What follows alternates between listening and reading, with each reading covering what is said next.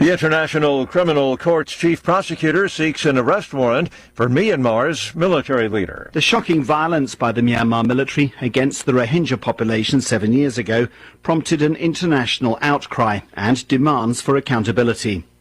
However, that has proved difficult.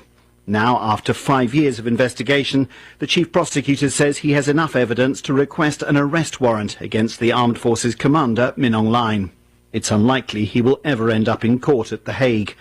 But for the hundreds of thousands of Rohingyas stuck in miserable camps in Bangladesh, this case may at least show them that they've not been forgotten. The BBC's Jonathan Head. Voters in Ireland are going to the polls today, electing a new parliament. Many voters are unhappy. The housing crisis and rising immigration are among the top concerns, driving discontent with centre-right governing parties in Ireland. News and analysis at townhall.com. He died while on a mission of mercy. The passengers on board his small plane, several rescue dogs. When Suk Kim took off last weekend with 3 dogs aboard a small plane, it was the latest of many volunteer flights. But Kim's flight Sunday from Maryland to New York ended up crashing in the snowy woods of the Catskill Mountains, killing the 49-year-old and one of the dogs. But 2 pups survived. One is a 4-month Labrador mix named Whiskey.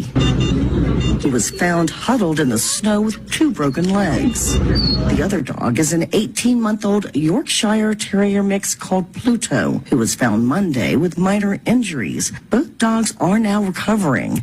I'm Lisa Dwyer. Stock futures mixed on Wall Street ahead of this morning's opening bell. The Dow futures are up 87 points. NASDAQ futures down 35. More on these stories at townhall.com.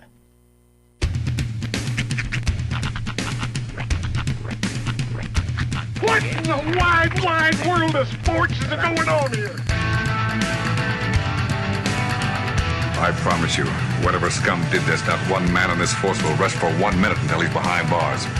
Now let's grab a bite to eat. Yeah, come on. I feel the hot wind on my shoulder and the touch of a world that is older. I hit the switch and check the number. I leave it on and then I slumber. I hear the rhythm ringing through it. Flamenco guitar and cumbia music. I hear the talking of the DJ. The travel listen, what does he say? I'm on a Mexican radio. I'm on a Mexican radio. Yeah! Broadcasting live from high atop the J.P. White Building in downtown Roswell, New Mexico. It's Mornings with Mike Winters on 106.5 Roswell's Talk FM.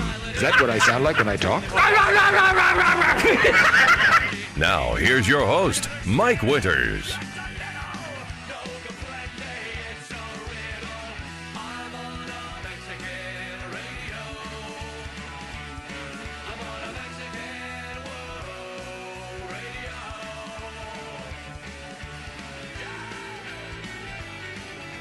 And good morning, one and all. Welcome to Mornings with Mike Winters.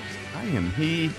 That would be me, Mike Winters. Happy Thanksgiving Eve, everybody. If you put your ear close to the ground, you can actually hear the gobbles going off. Which, by the way, if that's your turkey, you messed up. I think it's a little underdone. It's a little underdone. But I guess, today's the busiest travel day? Yep. All that good stuff. So if you're going to be traveling to Thanksgiving destinations today, be careful.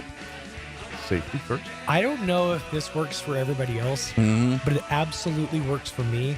Sometimes I have trouble falling asleep. Staying asleep's not usually a problem. It's the falling asleep that gets me. So I've figured out something that works for me every single time. Mr. T knocked you out first? No, it's nothing, no chemicals, nothing of that nature. If I just lay down in my bed and I start step by step thinking about something I have to do that I'm really not looking forward to doing, for some reason, getting myself into the minutia of first I have to do this, go here and do that, out in like 3 minutes. See, I'm the complete opposite on that. Really? No, I start doing that, and that'll keep me up for the next 6 hours playing that in my head. That's what that'll do. But I mean, it helps because, like, as soon as I get up, I'm like, okay, A, B, C, D. I've mapped it out. I'm the opposite when I'm trying to fall asleep. I got to empty my head of everything. I got to think of, I don't know, frolicking fields and pigeons flying or whatever you got to do. I can't think of stuff. If I think of stuff, I'll be there all night thinking. The idea of doing something I'm not looking forward to is so boring to me that it puts me to sleep. No, because that usually what happens. I'm like that, and then I'll be like, oh, I forgot to do this, and then it did, and that's usually what. No, I got to go the other way. I got to deprogram. I can't even think about like movies and stuff because then I'll start going down a trope on what if they did this. No, I got to empty my head. Fair enough. But yeah, no, sure enough. Last night I laid in my bed ready for some blissful slumber, and it just popped in my head. Okay, I need to go ahead and put the kids' stuff in the back of the car, my bag, my toilet or my shaving kit. Get this out of the back seat so I have that room packed. This, and by the time I was like pack this laptop in the car, I was conked.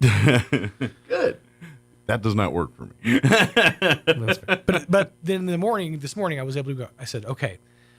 I walked. It was like patterned. I walked, grabbed the stuff to the car, did this, fed the cat, and it was like a patterned out thing. Well, I once I'm up, that's what I do. But yeah, to get to sleep, I can't do that because that'll actually keep me up. I'm built different. My brain, and maybe I'm the weird one. I don't know. I'm just the one. I've encountered more of you than me. Yeah. The more I've told people about this awesome new method I found that everybody should know about to fall asleep, people are like, "What is wrong with you?" I mean, it works for you. I'm glad. I wish I kind of had that ability. I wish I could start thinking and I'd fall asleep 2 minutes every night. I was able to prepare so well that I even remembered to grab my emergency. So about 6 months ago, off of Temu, I ordered an emergency kit, and it has like a survival kit. Is it the size of like it's roughly Tic-Tac box? It's roughly the size of our Wi-Fi lunchbox thing. It's roughly the size of like a lunchbox. Okay, but it's really packed in there. It's got like a glow sticks, which is flares essentially. I think it's even got flares. It's got like a space blanket, a hatchet, a hammer, a Bowie knife. Have you actually opened and looked at these hatchets and hammers? Yeah, the hatchet is like. The point is, I have it here in my car, so I can go get it and we can peruse it later. All right, if we have some time. Go through and see what a Temu survival kit will get you. It's for safety. It is, and I'm thinking I'm so well prepared. If we break down, I can make fire. It's gonna be funny. Yeah. You got all that stuff, and you're gonna get there like, I forgot socks. Yeah. No. First thing after I locked my door, I was like, I forgot my charger cable. Then I remembered I have an extra one here at work, and I was like, oh, okay, we're fine. Yeah. Because my plan is I'm done with home now. I'm from here, picking up the kids, gassing up, and leaving. Yeah, we're kind of semi-similar to that. I got to go home. But that's just to get the car to go. just to get the wife. Yeah. But shortly after the show here today, I'll be heading to the house, and then we'll head to Albuquerque. And then don't worry, we'll be back. I'll be back Friday, so we will get you ready for championship football matchups on Saturday here. As the big game between your 1 seed Roswell Coyotes taking on the 2 seed Artesia Bulldogs. 1 o'clock at the Wool Bowl. We will have that game for you right here on the radio, 106.5 Roswell's Talk FM. Audio only as KSVPTV.com in the Coyote channel. We will also have audio only in the Bulldog channel, but that audio will be for Bulldog fans. Now, what I suggest is take a radio with you. I don't know if transistor radios are still a thing or like handheld, but take it with you. I think you get them on your phone. Listen while you're at the game, at the Wool Bowl, and don't cheer when everybody else cheers. Only cheer when you hear a touchdown from our commentators. You'll be about 7 or 8 seconds delayed. Or maybe 2 minutes, depending on internet speed. Or if you're on the internet, a couple more minutes. Yeah. But it'll be really, really funny. I like the internet thing because then you can see who's on different internets, and there's random people in the stands be like, "Yay, all right!" And then someone over here, "Yay!" Yeah, you can connect, you can bond. You're like, "Yeah, you're my KSBPTV.com buddy. What's up?" But so tell your out of town friends and family they can listen. At KSVPTV.com. But that'll be Saturday, 1 o'clock. Pre-game will start probably around 12:30-ish or so. And we'll have it for you right here. So, but I'll be back Friday to get all that ready to go and all that good stuff. So. Our hero, our fearless leader. Oh, it's not just me. I got the easy job. I sit in the thing. The rest of them do all the work. Yeah, but I'm just a button pusher. Hey, the babysitter is the one that gets paid. All right, that's a meaningful position. Yeah. The dishes are done, man. Yep. I don't barely. That's one of those that came and went. They remade, and I didn't hear any real. You have an interview to get to, but didn't really hear anything to get to about. Was the "Don't Tell Mom the Babysitter's Dead" movie? They rebooted that. They rebooted it, yeah. And then it's like, what happened? Was it a movie or a TV show? It was a movie. Okay, I couldn't remember if they turned it into a TV show or a movie, but is that on like Peacock or something? Let's see. I'm not finding it streaming. I have to figure out where it's streaming. I thought it was like a Peacock thing. I have to look it up, but reboot. Yeah. I'm not sure, but I thought it was. Speaking of TV, so last night there wasn't really anything on TV I wanted to watch, so we watched the third episode of Landman. Like I saw the first two because they put it on Paramount each Sunday. Yeah. But so I was like, hey, let's go on Paramount Plus and check that. We liked it, so we went. They only had one more episode up, the third episode, and we watched it last night.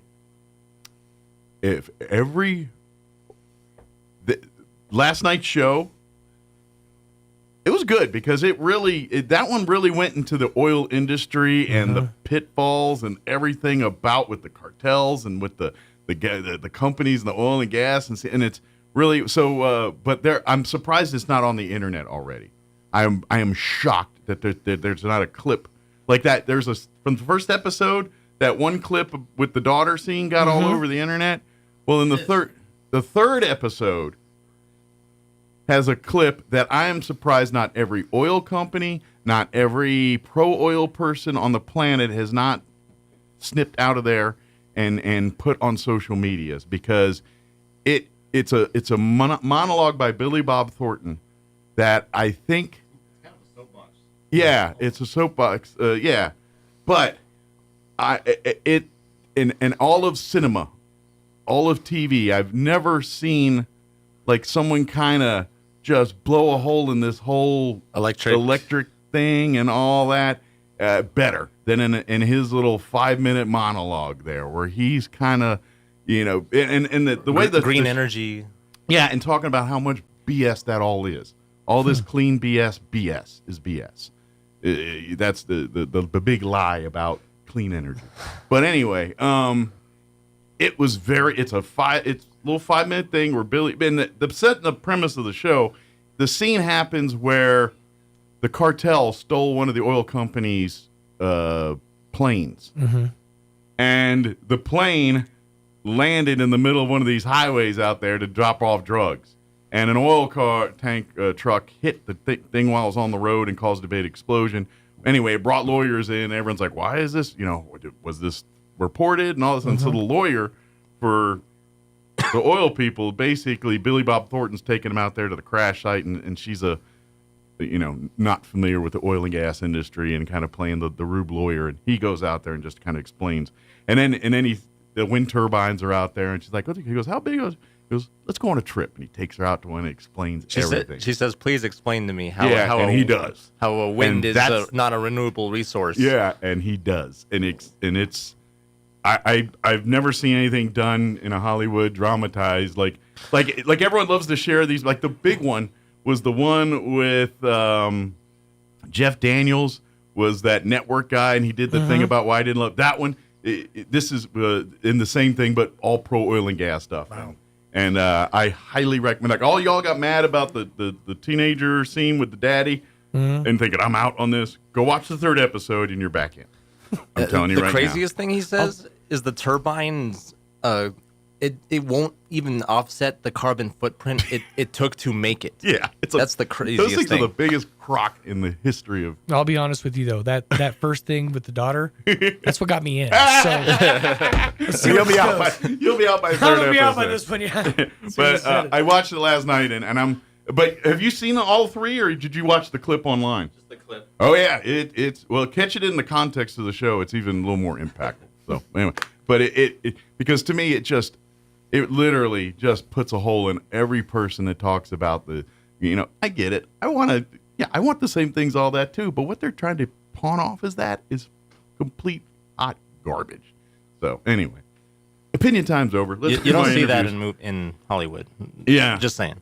Well, that's exactly. It took, and now I'm going to figure out. I think this Landman show is as much a pro oily, like kind of getting people on the oil and gas industry. I'm sure as much as it is, and quite frankly, I'm down. They're helping build the brand, I like. Well, you watch it, y'all like everything you like.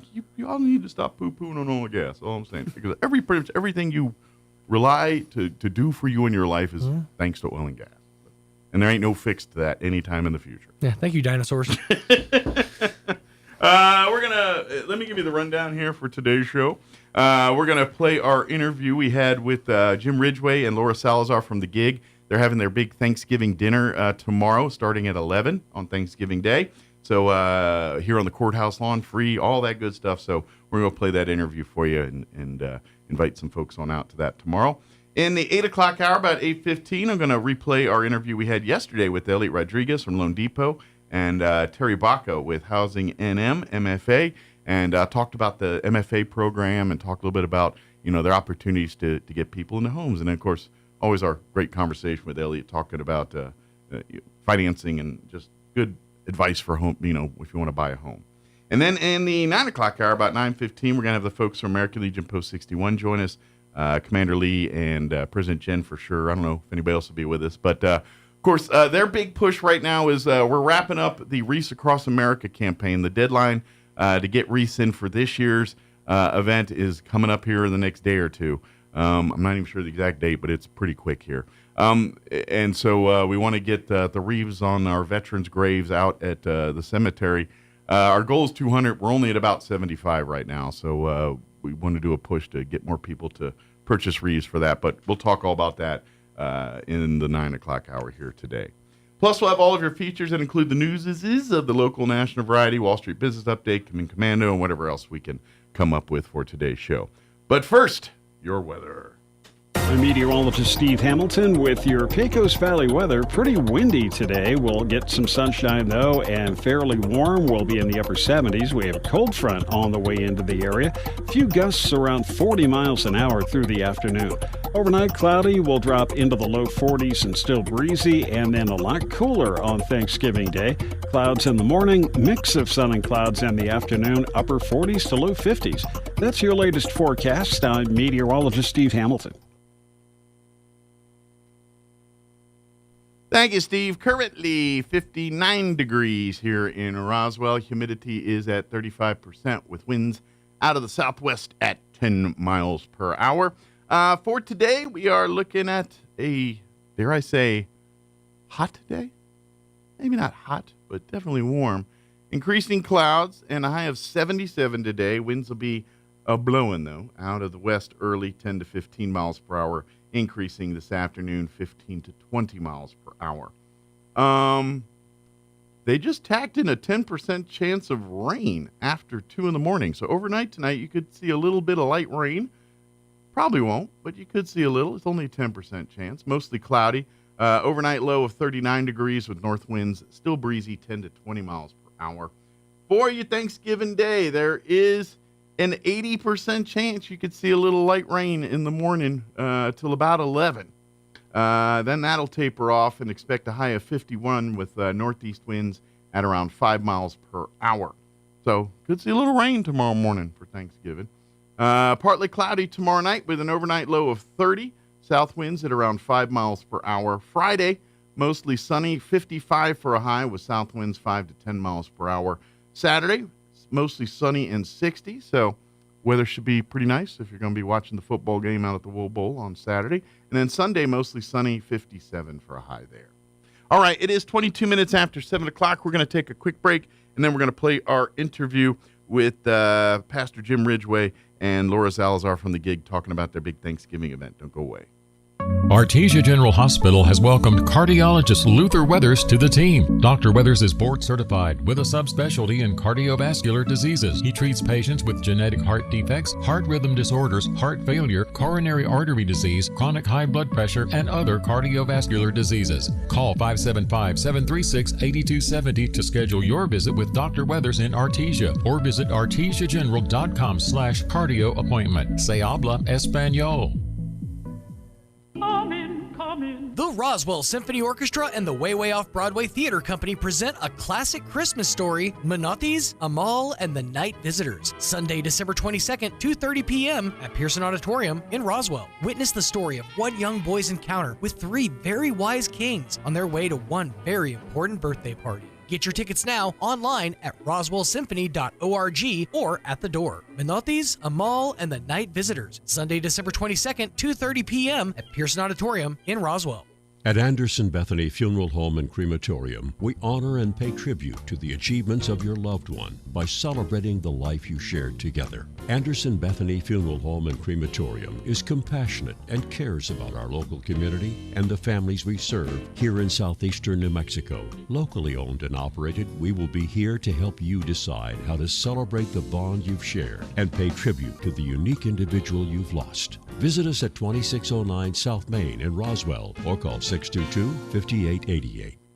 Central Valley Electric is continually learning and advancing technology that improves electric service, reliability, and safety, and in turn enhancing the quality of life for members that we serve in our local communities. CVE offers an account management program called Smart Hub that allows members to track their usage, set up convenient pay methods, and the ability to manage their energy use with smart technologies. A secure system such as Smart Hub is an easy tool to use. To sign up, visit cvecoop.org and click Smart Hub to get started.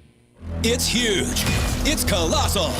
It's Roswell Ford's biggest automotive clearance event of the year at our temporary location next to Allsup's on West 2nd and Sycamore Streets. Enter the front of the tents off West 2nd Street next to Allsup's for huge savings from now till the end of the month. The all-new Roswell Ford received massive shipments of new Fords and quality pre-owned vehicles without flood damage. To move them out, we've marked them down, way down. Plus, get $1,500 flood assistance cash in hand when you buy any new Ford or quality pre-owned vehicle. Worried about your trade or credit? Don't sweat it. We've instructed our staff to take any trade, regardless of make, miles, or condition. Even if you owe up to $10,000 more than it's worth. In fact, even if it doesn't run, we'll come get it. So you can upgrade to a new Ford or high-quality pre-owned vehicle for a lot less. And our aggressive lenders will push to approve your credit with great terms, even if it's less than perfect. Everyone knows when the tents go up, prices come down. At Roswell Ford's temporary location next to Allsup's on West 2nd Street and Sycamore Streets. Or visit RoswellFord.com. The battle for Big Blue in the NMAA State Championship comes to a head this Saturday for your Roswell Coyotes as they face off against your two-seed Artesia Bulldogs. 106.5 Roswell's Talk FM and KSVPTV.com have got you covered. Tune in for audio-only coverage of the game with Art Sandoval and Kelly McDonald on 106.5 Roswell's Talk FM and audio-only coverage at KSVPTV.com. Coyotes versus the Bulldogs of Artesia High. Saturday beginning at 12:30 on 106.5 Roswell's Talk FM and online at KSVPTV.com. Here's a Mornings with Mike Winters fun fact. 47.2% of all statistics are made up on the spot. Is this true? I'd say chances are about 50%. Here's Mike Winters. And good morning. It is 22 minutes after 8 o'clock, and joining us in studio this morning from the gig, Pastor Jim Ridgway back with us, and Laura Salazar as well. Good morning, everybody. Good morning, Mike. How are you? Doing wonderful. How about yourselves? Another day in paradise. It is. Yeah, paradise has been busy this summer. I'll tell you, goodness.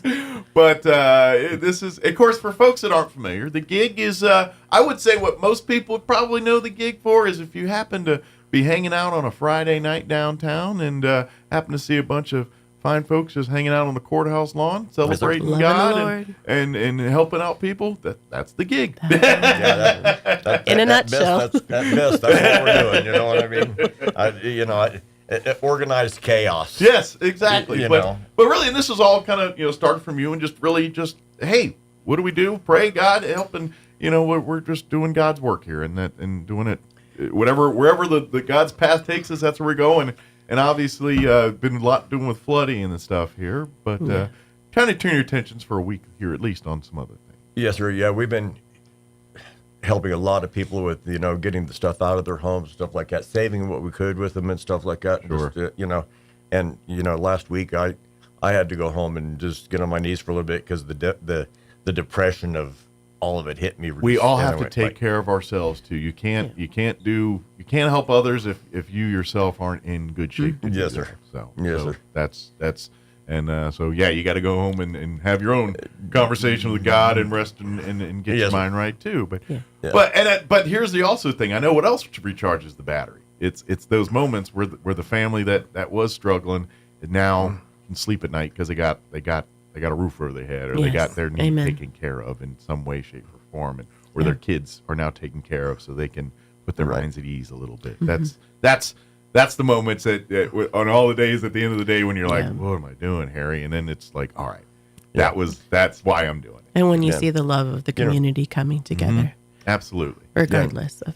And praise God that that a lot of stuff was lost, but not a lot of lives. And that was stuff can be replaced. Yeah, some stuff's harder than other stuff, but at the end of the day, it's stuff. Yeah, and it's not. And even I know the toughest ones are the pictures, the ones that can't be replaced, the heirlooms, the things that are have personal meaning to you. But that's the beauty of your mind and God. You can recreate that in your brain, and that's where it resides forever. So that I know it's not always the answer you want, but that's what at the end of the day, the thing is the thing. It's the memory that is attached to it. That's what's special to you, and that they can't take away. So right. That's another God blessing, a blessing from God. So absolutely. One of the houses that I was doing demo in and stuff like that, there's a water line at 4 foot 3 inches, right? Well, at 4 foot 3 inches and a quarter, this lady has a really expensive picture of Jesus walking away from the 99. That's a little sign on the wall. So it's literally on this one. Sign on the wall. But it's just like, oh absolutely. my gosh. Yeah, I absolutely believe those are those messages, those little things. It's because there's no other explanation why did it stop there and not an inch higher? And her prized possession. Exactly. And what I mean? Those are those little God's reminders that this sucks, but we got this. Yes, sir. Yes, sir.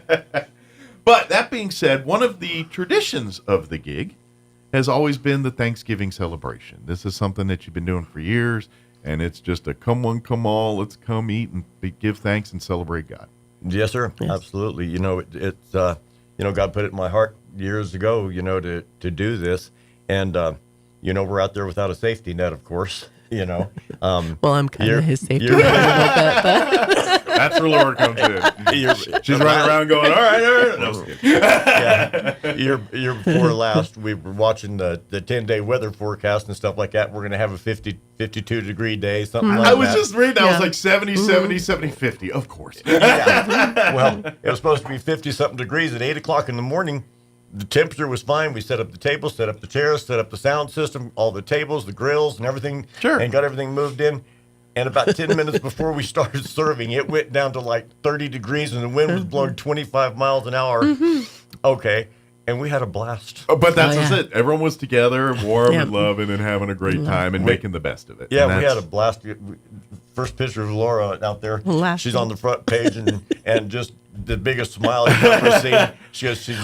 A pan had just hit his son in the head. So, I mean, how was I not supposed to laugh at that? Everything's blowing in or out. But even during that, we still served over 250 meals and stuff like that. And at the end of the day, that's the thing. And there's always a few obstacles that we got to navigate around. But good news is, it's going to be 50 again on Thanksgiving, but I don't think it's going to be as windy, hopefully. So, right, yeah. But it is kind of weird that it's like 70, 50, 70, 70, and then 50. Well, we did pray for 58. So that's kind of our set point. Our set point's 58. You know what I mean? Well, maybe next year book for 62. Yeah, so we're still believing. Then it doesn't feel like Thanksgiving, I mean, the art of the negotiation. Aim high, and we'll work down to about 57 at the end. But anyway, we would. But rain or shine, we'll be there. It will be happening, and it's going to be again on Thanksgiving Day, November 28th here. Join us here again on the courthouse lawn, and come as you are. It'll start about 11 o'clock is when the thing goes. We and start it goes serving at 11. Till I guess everyone till we're done. Till everyone goes home and We'll turns be out the lights and the party's over. We'll be there a little bit early with praise and worship, so you can come and listen to the music and get prayer. And there's as much entertainment and fellowship as there is food and absolutely. The food portion starts at 11. But please come hungry, bring a friend, and again, no requirements, no nothing. If you're a human being that wants to fellowship and have a meal, then you're qualified. Yes. And of course, Mike, as always, we're doing some shut-ins too. You know what I mean? I have people calling and saying, "Hey, I can't get there. Can you get me there?" No, I cannot. We can bring I can get you a meal, but I can't get you there and back home. So I imagine you can always use a few more volunteers. I'm sure you got some folks lined up, but if people want to lend a hand, we can use some drivers on that day to get some dinners out to some shut-ins or to some remote locations out here. Yes, folks that can't get to us. And like I said, we're going to be setting up there. We're going to start about 8 o'clock in the morning, setting up the table, setting up the chairs, and on and on and on. And I will tell you this: if you can volunteer for that is I've done it in the past in various things over time, and that is the best because, to be honest, for most of these folks, you're delivering more than a meal. You're delivering, and so I invite you, if you do volunteer, come in, sit down and chat with them. Sit down, and now if they want to kick you out, then by all means, good luck to you. But if they get chatty, I invite you to converse with them, talk with them. You'll be amazed at, especially if you're a younger folk listening to your seniors and elders, they got a lot of wisdom in those little brains. It's really great when people bring their kids down and the kids get to go out and help the people and stuff like that. Learn the server's heart. Yeah, and that's exactly right. But and we intend to pray with everybody that comes down there and stuff like that because that's what this is all about. Absolutely. And maybe we'll find that one that doesn't know Jesus. Well, absolutely. This is sure. In the hopes you hope to find a few folks that are off the path, and we bring them on the path, but here's probably what we're going to find: people that are on the path that are struggling on the path, because that's that's life. We all struggle. We're expecting a big crowd this year. You know what I mean, because of everything that's going on. It's a lot. We've been hit with a lot here this year with just with the flooding and just life in general has been a busy life. The world in general. You know, there's a lot of confusion and chaos. So praying and fellowship and getting down to be honest, sometimes a couple people talking over a plate of turkey might just solve all kinds of problems. I tell people, be sure to come on down. You may run into somebody you haven't seen in years and years. You know what I mean? And it's a family reunion too. It's all of the above. You never know who you're going to run into when you come down there. Bring a friend and bring it. It really is. And if you bring your family, and this is for everybody. Like if you're alone on Thanksgiving, come on down. If you got a whole family of people, come on down. Right, exactly. It is really about Thanksgiving, giving thanks, celebrating God, and making sure people have a place to enjoy the day. That's what it's about. In fellowship. Yeah, I've been telling everybody, come on down for Thanksgiving dinner. We're going to have everything you would have at home except for the mess for you to clean up. We're going to have a mess to clean up. Pretty much. But, you know what I mean? Exactly. Yeah, you get to literally eat. They're like, oh, good luck to you on cleaning that. No dishes, no pans, no. But love to have folks come on out. And again, it'll be on Thanksgiving. Everything will start about 11. It'll be right here on the Chaves County Courthouse lawn. Downtown, there's plenty of parking behind the courthouse or across the street, Pioneer Plaza. Plenty, and if you have trouble finding it, just follow your nose to the smell of smoking turkeys and various meats and pies. And we're still in need for some turkeys, some ham, some canned goods. So if you'd like to make donations and things like that, we're still taking donations and stuff. What's the best way to get in touch with you on that one? Like if people say, "Hey, I heard Jim on there, I give him some turkeys." What's the best way to do that? Yeah, we've been having, we've got a lot of donations already, but we can always, use them and stuff like that. Absolutely. And it's an opportunity, a lot of people don't go to church where they tithe and this and that and the other.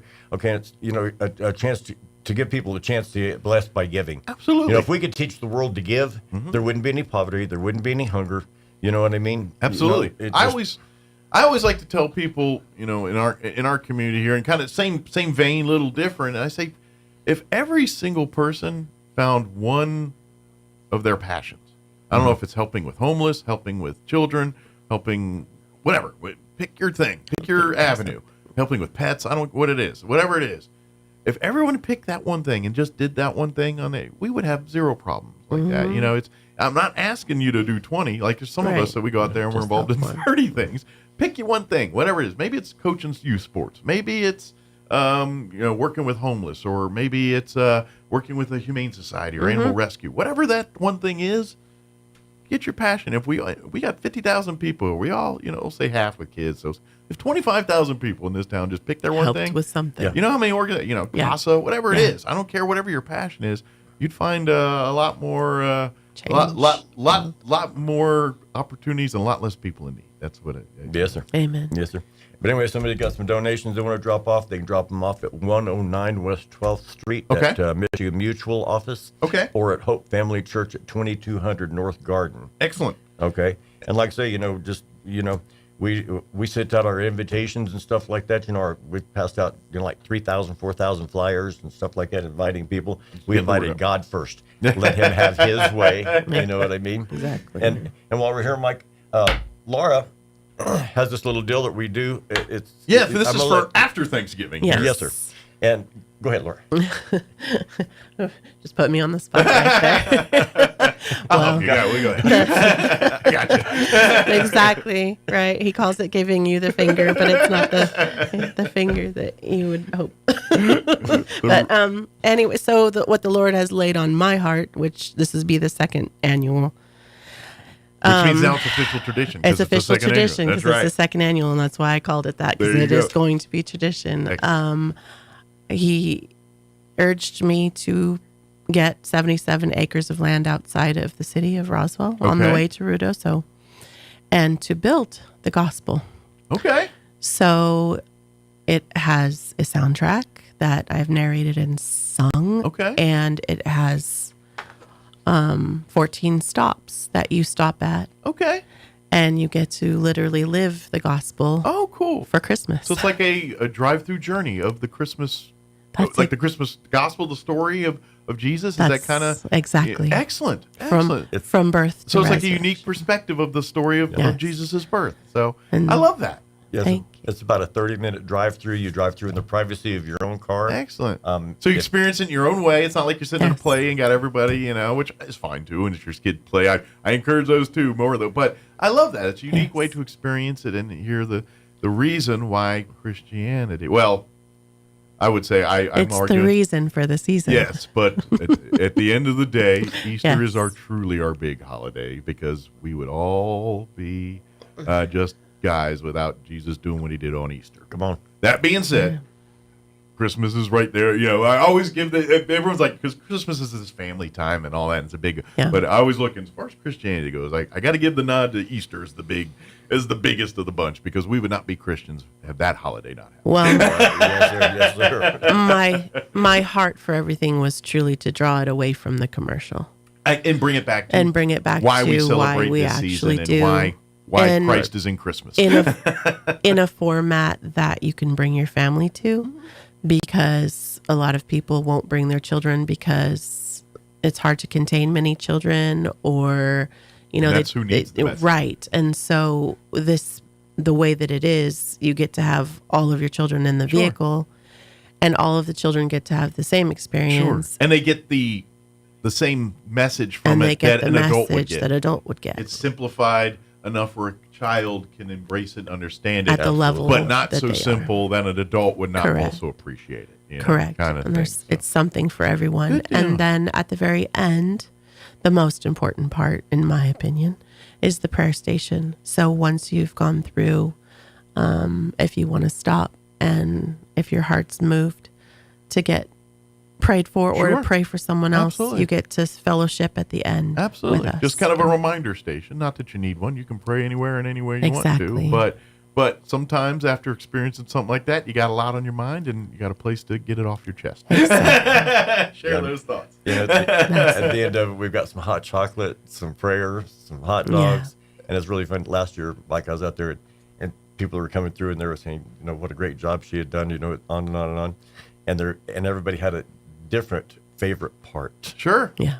And that's the beauty of it. Communion with Jesus. Well, each thing speaks to people in a different, we all think and what evokes it, and that's a great way to kind of, get, and that's why, and then what the great thing about it, you go through as a family, and then hopefully, after the night's over, you go home and you talk with your kids a little about what they experienced. And, yes, sir. And I'm going to take a stab that they're going to have a few questions, and you can help them navigate through those and talk about those and what that means. Because I imagine there's going to be some things that they're not going to understand. It opens up a dialogue, and that's what my hope was, is to open up dialogue. And my big hope for this year is that people who have gone through will bring a friend that hasn't, and that maybe they'll bring a friend that they've been trying to spread the gospel to, that may need to see it. A reminder why we're celebrating the season. Yeah. But yes, you're going to be, families, we always like times you pick a weekend where you go and drive around to see the Christmas lights. Correct. Do that, and that's always an amazing part of the holidays. Well, I'm going to say, add this to that. Add this to the list. Your weekend of Christmas light viewing. This will run December 16th through the 21st. Yes. And it'll be from 6 p.m. to 9:30 p.m. each of those nights. And like I said, it'll be on West 2nd. The actual address, if you want to plug it into your GPSs to get out there, 6439 West 2nd Street. It's the old Deer Creek. Gotcha. The old Deer Creek. There you go. Yes. Perfect. So, but if you're like, I kind of know, but I don't know, you can put that in your GPS and it'll take you right there. And I promise you'll see the lights on the way I was outside. about to say, you follow the lights, where it was normally lights. pretty quiet and dark will now be lit up. Now be quite lit up. Yes. But that'll be December 16th through the 21st, and of course, no reservations, come and bring your family and come drive through and experience this for yourselves and your family, and then please participate. Really like I say, get out afterwards and hit the prayer station, have a cup of cocoa or a hot dog or both. You got two hands, one for each, and come and have. There you go. And come in and celebrate. And if you're so led, pray about it. Come out and join the prayer team, because they're out there all week. Absolutely, every night. So. Is there if folks are listening and said, I love this, I'd like to join Laura and help out. What's the best way to? I'm sure you'd love to have them. What's the best way to do that? Just show up on the 16th. Just come on 5 out p.m. 16th. All right, very good, excellent. Come on, or you know what? Track her down next week at Thanksgiving and say, I heard you talk about your Christmas drive-through event. I'd love to be a part of that. I'll be the big grin with 2 spoons. She'll be the one keeping Jim out of trouble. Well, I don't know if that's possible, but I will have 2 spoons and a big Put a grin. caveat on that. So anyway, Mike, we really appreciate you always. Yes, we do. You always very step much up and let us come in and visit with the city and stuff like that. Again, Thanksgiving Day. Come see, come down hungry. Come down, expecting. We're going to have a microphone and everything. And like our flyer says, everyone who has breath has something to be thankful for. If you want to tell the city or whoever what you're thankful for, we're going to hand you a microphone. Yeah. You know what I mean? This is a community event. We want to come. That's why it's downtown in the heart of the city. Yes, sir. Because we want to come one, come all to come be this event. And again, this ain't about income. This ain't about need or want. This is about filling a different cup. This is it. I mean, yes, if you can't afford dinner and all that, please come. But what we're telling you, I don't care if you're Elon Musk. Get on down here and have turkey dinner. It's a great place to fellowship. Absolutely. And stuff. Well, we are so very blessed here in Roswell to even have the ability to gather and do this on the courthouse lawn. Yeah. The county is very kind to provide the facility for things like this, and we're very grateful. I think the mayor refers to it as the hootenanny for Jesus. We'll take it. Hey, whatever gets you in the door, right? The fact that we can say Jesus on the courthouse lawn is a blessing. But anyway, Mike, if anybody has any questions, our phone number is on there. Yeah. Again, you can reach out 575-626-5358. And again, if you'd like to make donations, pies, whatever, you can drop them off at 109 West 12th Street. Or 2200 North Garden at Hope Family Church. Hope Family Church is the other one there too. Yes. So very good. And again, it's going to be right here on the Chavez County Courthouse lawn, Thanksgiving Day, November 28th, beginning at 11 a.m. for our big Thanksgiving gathering with the gig. And then be in Bonnet, our Christmas drive-through celebration. That'll be out on 2nd heading towards Ruidoso, beginning December 16th through the 21st. You can come out each night between 6 and 9:30 p.m.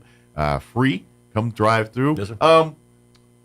I would, if folks are planning, what's a fair time allotment if they've got, like, if they, an hour? Give yourself an hour. Maybe an hour. Yeah. If you're there, give yourself an hour. That'll give Yeah. you a thorough enough time to experience everything and, Yes. and not miss out on something. So, Yes. Very good. Now, of course, you're more than welcome to hang longer than that. But, Exactly. But But give anything yourself less than an hour, you're probably not going to get the full experience. You won't make it through. It takes an hour. Well, and I know, especially if they're working in and then we're going to do our Christmas lights, or if they got a Yeah, little holiday no, party it takes an somewhere. hour. That way you can kind of Mhm. work it in your schedule. Of course, and if they, it doesn't work that night, then come back the next night. Yeah. We'll get it to it. Anyway, anytime through the 21st, 16th to the 21st, you can come and make plans with your family to come through and enjoy it. Yeah. And I would say, you probably going through a first time, love it, and then grab another set of friends and family That's and the come through hope. a second time. That's my prayer. That is absolutely what the hope And is. then yes. folks that came last year, like, oh yeah, we loved it. We're gonna, Yeah, they'll probably be the first ones out. There's many eagerly anticipating. Yeah, so yes. they'll be those first vehicles on Monday. the 16th at 6:01 p.m. Right there, going At the gate. Let me in. Very good. Is there anything, guys, that we missed? Anything we wanted to share? Any information that we just spaced over or just failed to talk about? No, I think we're actually really good, Mike. We appreciate you. I asked the whole city just to keep us in prayer, keep us in prayer for the weather, a hedge of protection around the courthouse lawn. That we've been doing courthouse lawns for 14 years. I was gonna say, as long as I remember. And I think the only incident we've ever had was a guy that lived up on 8th and Union came down one night and said, "Could you guys please turn the music down?" And I'm like, "Really? Really?" I said, "Do you live on Union?" And yeah. And the music's really loud there. Yeah. And I said, "Well, you know what's really, really cool? The music brought you down here. What do you need prayer for?" I'm about to say, maybe that was God's little, little, hey, get your butt down here. And after I got through praying with him, he says, "The music's not as loud as I thought it was." So, yeah, here we are. And there you have it. Absolutely. Yep. Anyway, we're just believing God for the blessings over Roswell for this year, okay? Absolutely. And please come join us Thanksgiving Day here. Come out beginning at 11. And of course, while you're there, come. And even if you're not hungry, that's the the carrot. We want to come and have you eat. But at the end of the day, this isn't about the turkey. This is about God's love and celebrating thanks and just coming apart. If you feel like, you know what, I'm very fluent, I don't need to meet a meal, great, come out and help. Mm-hmm. Serve a dinner, bring some food with you, whatever. Right. Let's pies. Bring a hug and a smile. Yeah, you walk in with a pie, ain't no one going to turn you away. I'm just saying, Yeah, even people that don't like you, you come with a pie, they'll at least let you in the door. But come and come celebrate. Come. It's a celebration. Yes. That's what this is. You know, we've been run through the ringer. Some of us here over the last couple months here. Yeah. You know what? And guess what? We're coming out stronger and battle tested and just better prepared. Amen. And so make Thursday as a celebration of that. Hey, yeah, we got handed a big old pile of stink. And guess what? We're coming through better on the other side. God is still in control. Hallelujah. So, all right. Thank you guys very much. Thank you, Mike. Appreciate it. Appreciate you. We'll see you all next time. All right. Come on down. And we'll do. It is 8:46. Look at that. It was.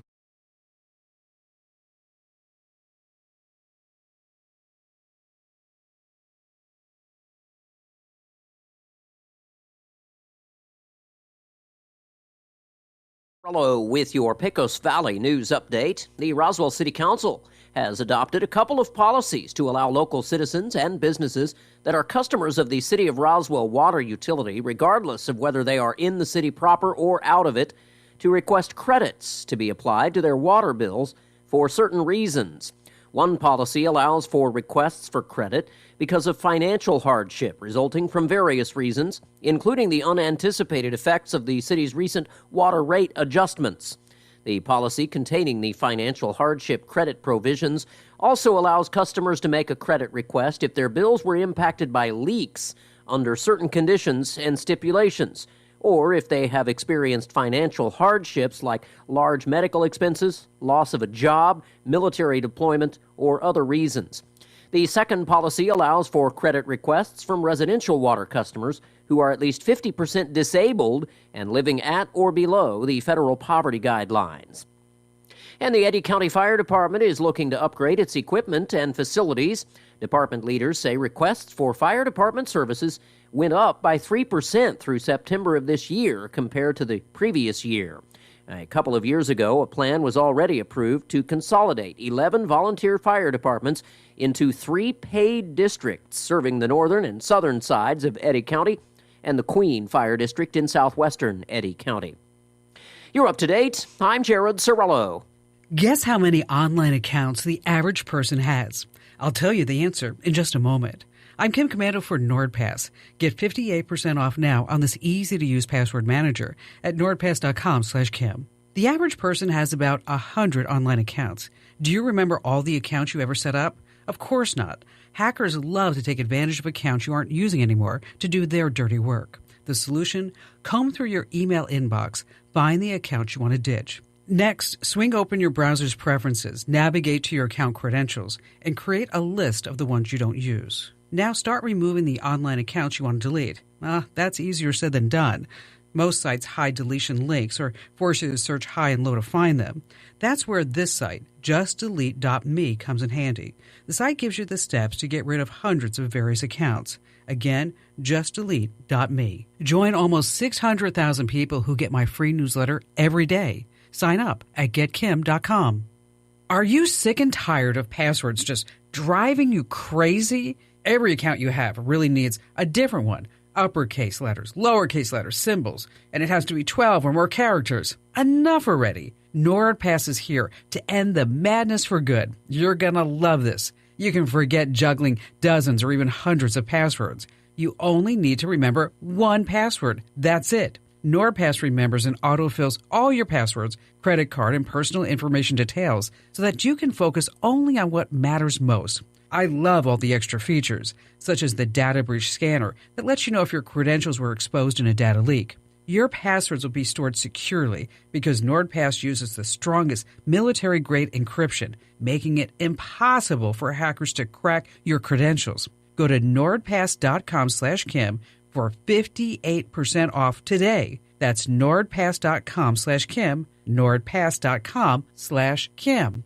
With the Wall Street Business Report, I'm Bill Alexander. Officials from Mexico, Canada, and China warned U.S. President-elect Donald Trump's threat of imposing hefty tariffs on goods from the 3 largest U.S. trading partners would harm the economies of all involved and would risk aggravating inflation and damaging job markets. Leaders and other top officials urged dialogue and cooperation. Shares of U.S. and European automakers dropped on Tuesday after President-elect Donald Trump pledged steep tariffs on Canada, Mexico, and China, threatening the industry's tightly knit supply chains and raising investor concerns of higher costs. U.S.-based travel companies like Marriott International are trimming their budgets and workforce. Diminished demand for budget hotels reduced growth in the hotel business in 2024, and that trend is expected to continue in 2025. Kohl's department store forecast a bigger drop in annual sales than previously expected, a sign the department store chain is struggling.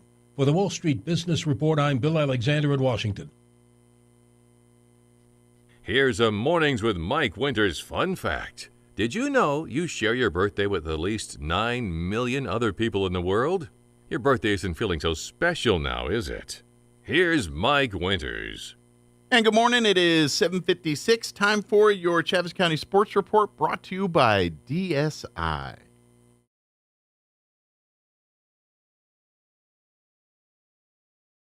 Running a business is tough. Operational demands change fast, and keeping up can feel impossible. That's where DSI comes in. We've been helping local businesses thrive for over 25 years. You might know us for printer products, but we're your one-stop shop for cutting-edge office technology, from managed IT to video security, audio-visual technology, and more. DSI has everything you need. We're flexible, local, and have the resources of a national corporation. Be more productive. Make more money. DSI, the heartbeat of business. Visit DSINM.com. It's time for the Chaves County Sports Report. Got some big football games coming up on Saturday. State championship days for both Roswell High and Dexter. Roswell seeking to gain a little revenge over last year's title game when the Coyotes lost to Artesia.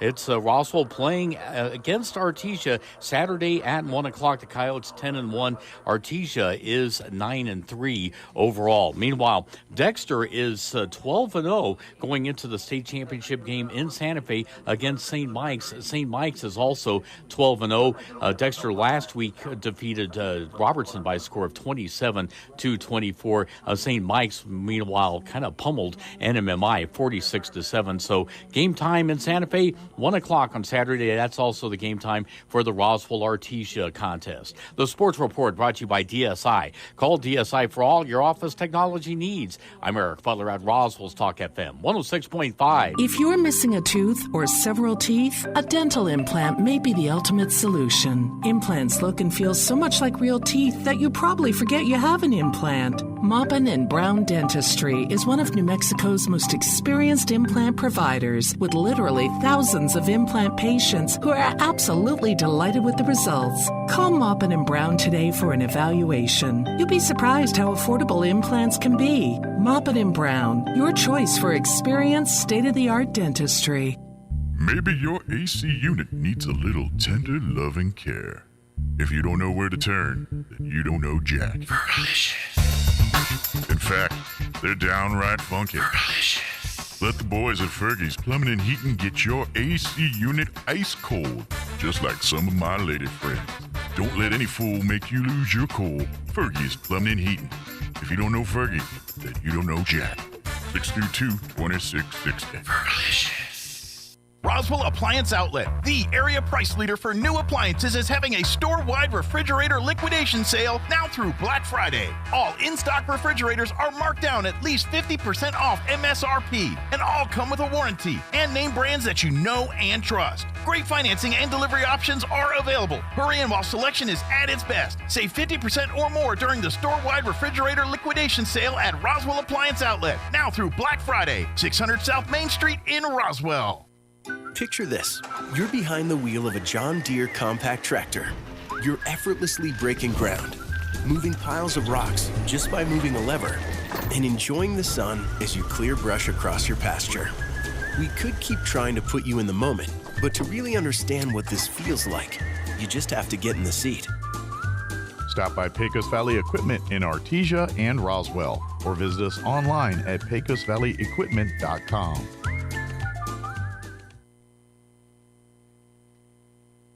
Your home for Coast to Coast AM in Roswell, 106.5, Roswell's Talk FM, KEND, Roswell, New Mexico. News this hour from townhall.com. I'm Rich Thomason. The airstrikes have stopped. The rockets no longer fly. In Jerusalem, the BBC's Yolande Nell says a newly minted Israel-Hezbollah ceasefire in Lebanon is holding so far. After 13 months of fighting that have gone on in parallel to the Gaza war, this morning there is relative calm across the Israel-Lebanon border. The ceasefire calls for a 2-month halt to hostilities and requires Hezbollah to end its armed presence in southern Lebanon. Thousands of Lebanese army troops and UN peacekeepers are due to move there as Israeli soldiers return to their side of the border. And an international panel headed by the US will monitor compliance. The Lebanese Prime Minister, Najib Mikati, welcomed the deal, and Israel's security cabinet voted for it. However, Israel's Prime Minister Benjamin Netanyahu threatened that his country would strike decisively if Hezbollah violated the agreement or tried to rearm. In Ohio, Governor Mike DeWine has just signed a bill that limits bathroom use for transgender students. All is being made ready for a long-standing American tradition. Balloons, bands, Santa, and celebrities like Jennifer Hudson and Kylie Minogue are all part of this year's Macy's Thanksgiving Day Parade. There are 17 large character balloons, 22 floats, over 700 clowns, 11 marching bands, 10 performance groups, and a whole host of celebrity performers. Julie Walker, New York. Today, expected to be the busiest air travel day of the Thanksgiving holiday period. Forecasters warn the weather could complicate travel in the east later in the week, with snow possible in the north and heavy rains possible elsewhere. Watching Wall Street this morning, the Dow trading 67 points higher. The Nasdaq is down 88 points. The S&P 7 points lower. More on these stories at townhall.com. Yo, yo, yo, Dad is in the house. What do you call the NordVPN Black Friday deal, huh? The Block Friday deal. Because you block online threats. Black Friday, Block Friday. Get it? It's hilarious. Get the NordVPN Black Friday deal and block online threats now. NordVPN is rated as outstanding on PC Mag. Just visit NordVPN.com and discover the benefits of this all-around cybersecurity tool. It will encrypt your online traffic. NordVPN's Threat Protection Pro tool will defend you against web trackers, malicious websites, and malware-ridden downloads. So improve your digital privacy and protection with one simple click. Get the special Black Friday deal at NordVPN.com and enjoy safer internet daily. NordVPN for every day. Here's an important message from the Diabetes Solution Center. Do you like pricking your fingers to test your blood sugar levels? No one does, but it's important to maintain your health. And now, by wearing a small remote device called a continuous glucose monitor, or CGM, you don't need to prick your fingers anymore. It's easy to use and helps you make more accurate diabetes treatment decisions. If you are testing your blood sugar 3 or more times daily, injecting insulin, or using an insulin pump, call the Diabetes Solution Center right now. And if you have Medicare or most major insurance coverage, you may be able to get a new CGM at little to no out-of-pocket cost. Shipping is free, and we'll even bill your insurance company for you. If you are testing your blood sugar 3 or more times daily, injecting insulin, or using an insulin pump, call the Diabetes Solution Center right now to learn how to end the painful finger sticks and get your own continuous glucose monitor, or CGM, at little to no out-of-pocket cost. A federal agent stands accused of being among the baddest of bad apples. FBI agent Eduardo Valdivia under arrest in Maryland, accused of raping 2 women he met after promising free tattoos for modeling. Montgomery County Police Assistant Chief Nicholas Augustine says there could be more victims. During the photo shoot, the victim was sexually assaulted by Valdivia. After this assault, the victim was coerced and threatened with legal action if she did not return to comply with the contract. Police say the women did not know Valdivia was FBI. He used aliases. Previously, Valdivia was acquitted of attempted murder for shooting a man on a D.C. metro in 2020. I'm Julie Walker. 2 Massachusetts communities, Marblehead and Beverly, have reached deals with their striking teachers unions. It ends the last of 3 teacher strikes in communities to the north of Boston.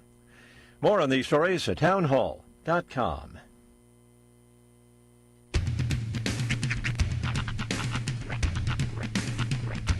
What in the wide, wide world of sports is going on here? I promise you, whatever scum did this, not one man in this force will rest for 1 minute until he's behind bars. Now let's grab a bite to eat. Yeah, come on. I feel the hot wind on my shoulder and the touch of a world that is older. I hit the switch and check the number. I leave it on and then I slumber. I hear the rhythm ringing through it. Flamenco guitar and cumbia music. I hear the talking of the DJ. The travelist and what does he say? I'm on a Mexican radio. I'm on a Mexican radio. Broadcasting live from high atop the J.P. White Building in downtown Roswell, New Mexico. It's Mornings with Mike Winters on 106.5 Roswell's Talk FM. Is that what I sound like when I talk? Now, here's your host, Mike Winters.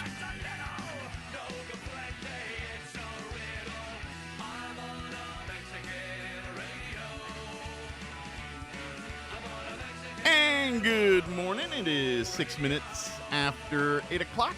Welcome to hour number 2. The Deuce. Of Mornings with Mike Winters right here on 106.5 Roswell's Talk FM.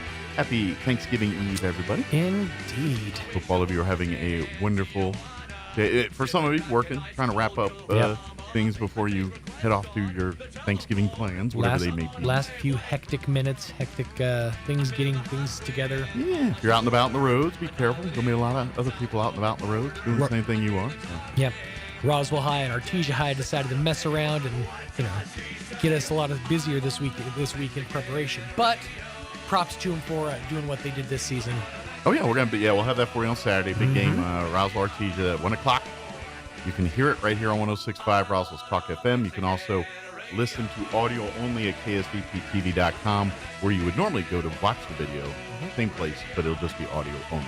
And of course, if you are in town on Saturday, I highly recommend you get you a seat out at the Wool Bowl and Phil, because Artesia's coming. Yep. And it will be full of orange on that visitor side. Pack out that red. Let's get out go there. Big Red. Be a fun weekend, but we'll have it here for you on the radio. But yeah, come on out, take the family, and going out watch a football game on Saturday. Yeah, should definitely be a good time. Absolutely.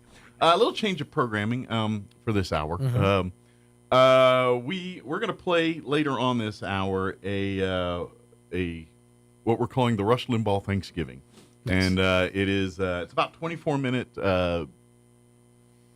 dialogue by Rush, basically explaining, talking about Thanksgiving and all that stuff. So, being that tomorrow's Thanksgiving, and I don't have a guest this hour, I thought, you know what, we'll play this instead. So, we'll do a little Rush tribute and Thanksgiving here for our listening audience this morning. By the way, if you are alone this Thanksgiving, first of all, know that there's people out there who, they're going to be opening up homes, they're going to have, folks downtown serving up Thanksgiving dinner. So if you don't have anybody to spend it with, head over there. But the gig tomorrow, we just did the whole we replayed the interview with Pastor Ridgway and Laura talking about. They'll be on the courthouse lawn tomorrow about 11.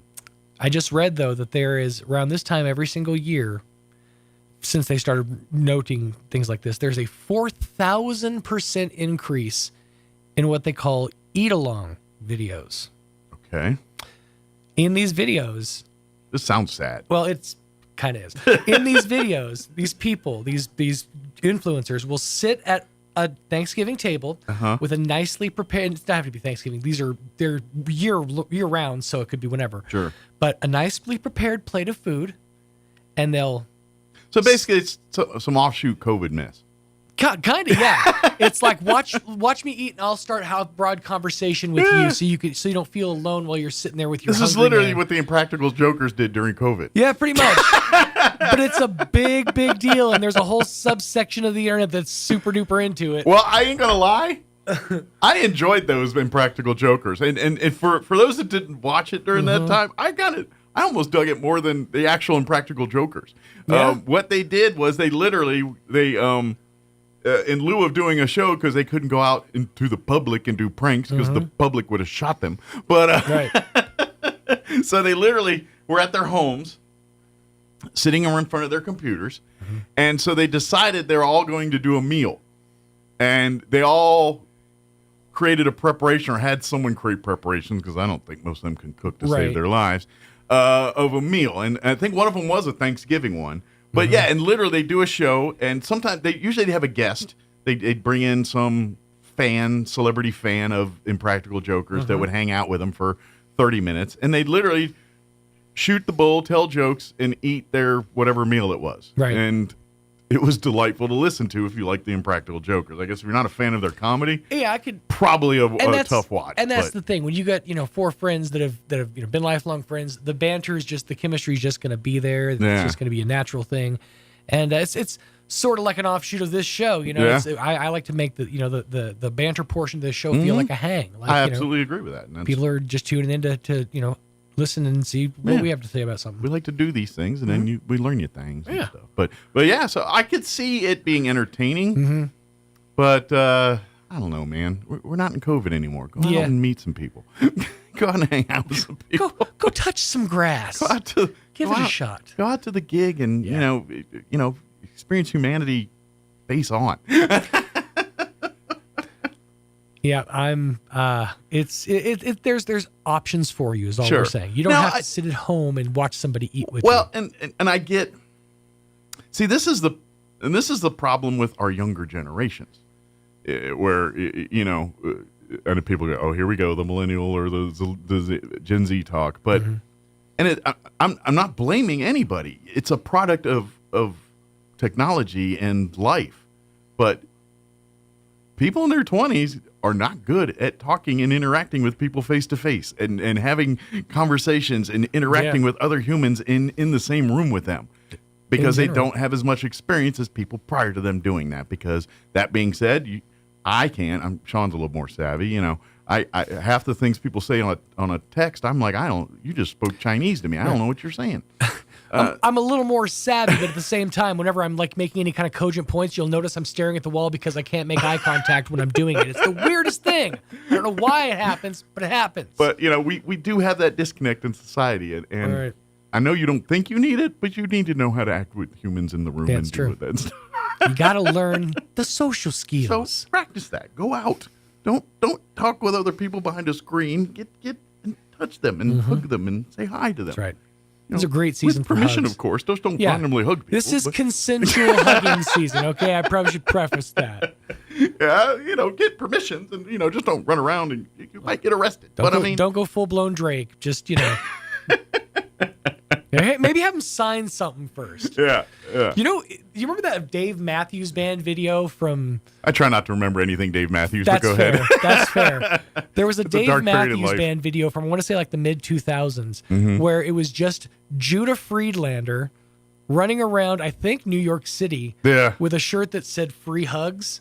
And he was just giving people hugs. And it was a genuinely nice video, Sure. you know? Yeah, if you do that, if you put cameras in front of it, people are okay with it.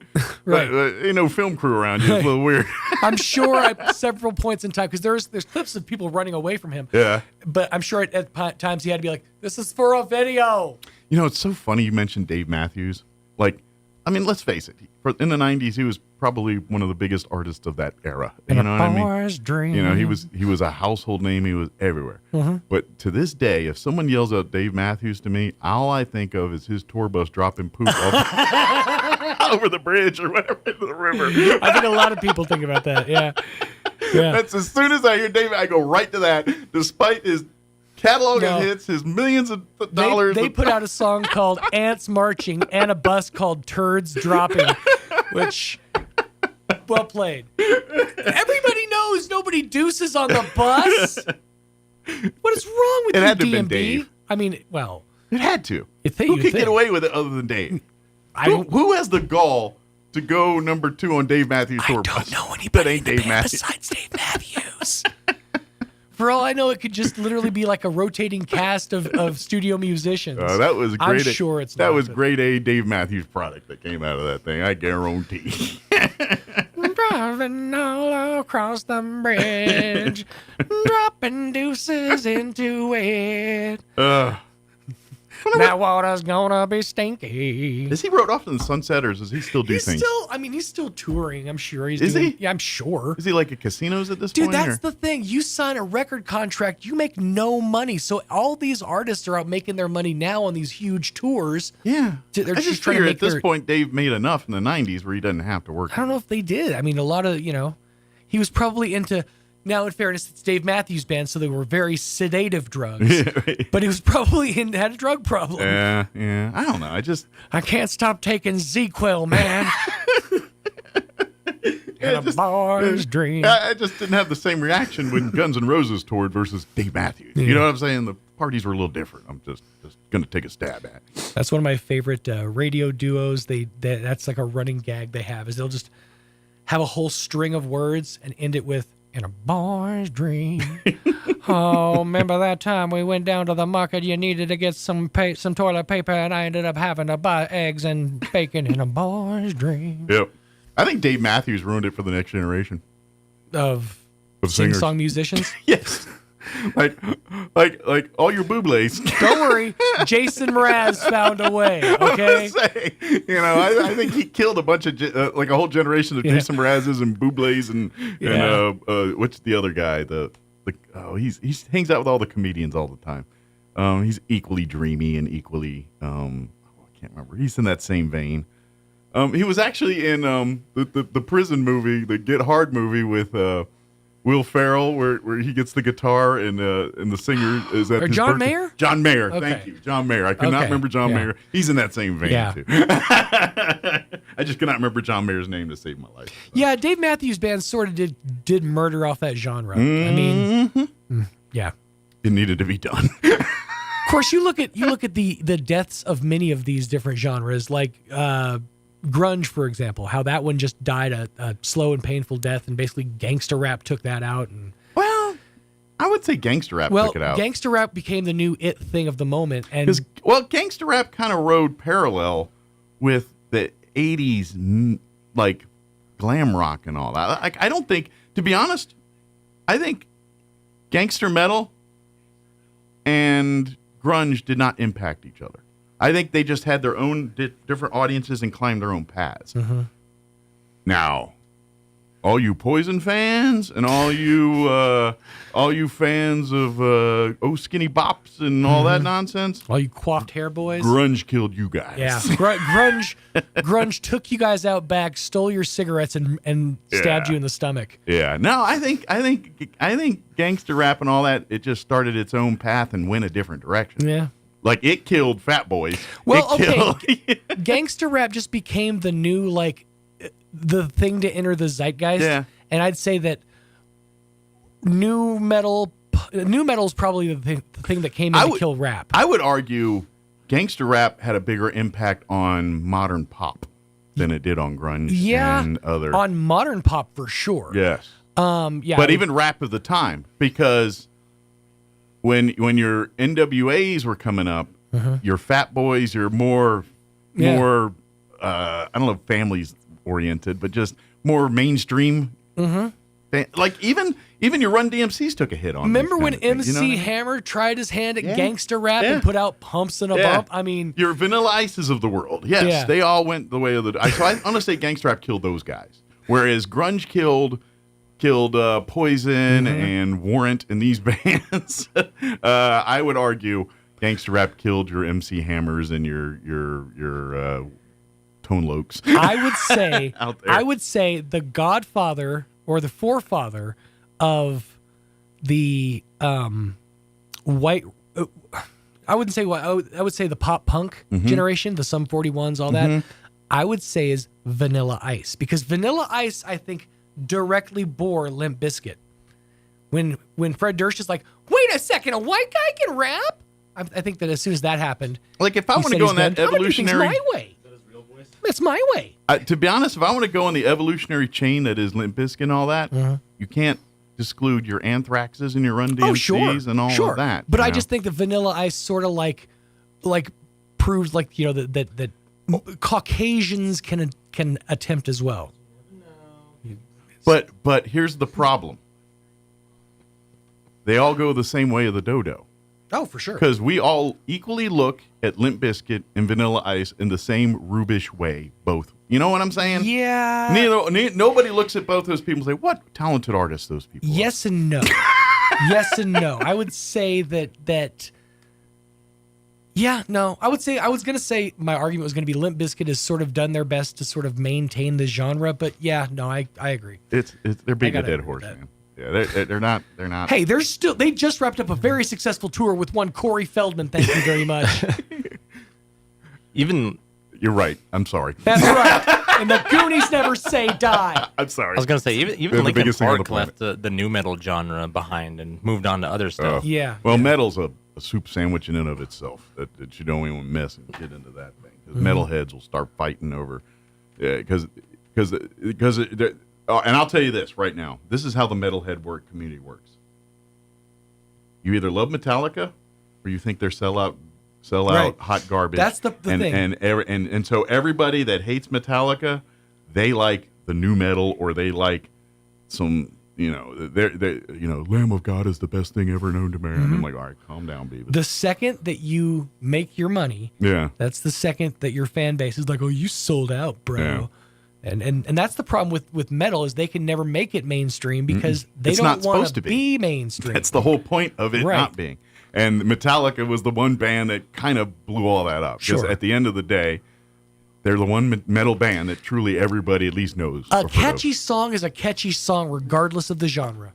And my argument is, they come from metal, but they're just a band that they do their thing and they play what they want, how they want. If you don't like it, tough. They prove that they don't need you. I mean, they do, but they don't. We got to get in there. I was going to say, I'll raise your John Mayer and raise you one Or I'll take your John Mayer and raise you one Gavin DeGraw. Taylor Swift once said, "I'll raise you, John Mayer." And I'll give you a one. What's I Alan don't Thicke's want kid's to name? be anyone. What's Alan anywhere, Thicke's but- kid's name? Robin Thicke. Thicke. Yeah, Rob. Yeah. I'll give you a Robin Thicke while I throw you in there. Throw that. No, but he just does that kind of like talking, sing-songity. Yeah, I music to be and honest, I hipster. heard part of one of his songs once and said I'm good, and I've never heard it since the day of my life, and I live better for it. Never mind the fact that I once owned a Jesse McCartney album. Don't tell people that. I just did. I know you, dummy. That's the character, man.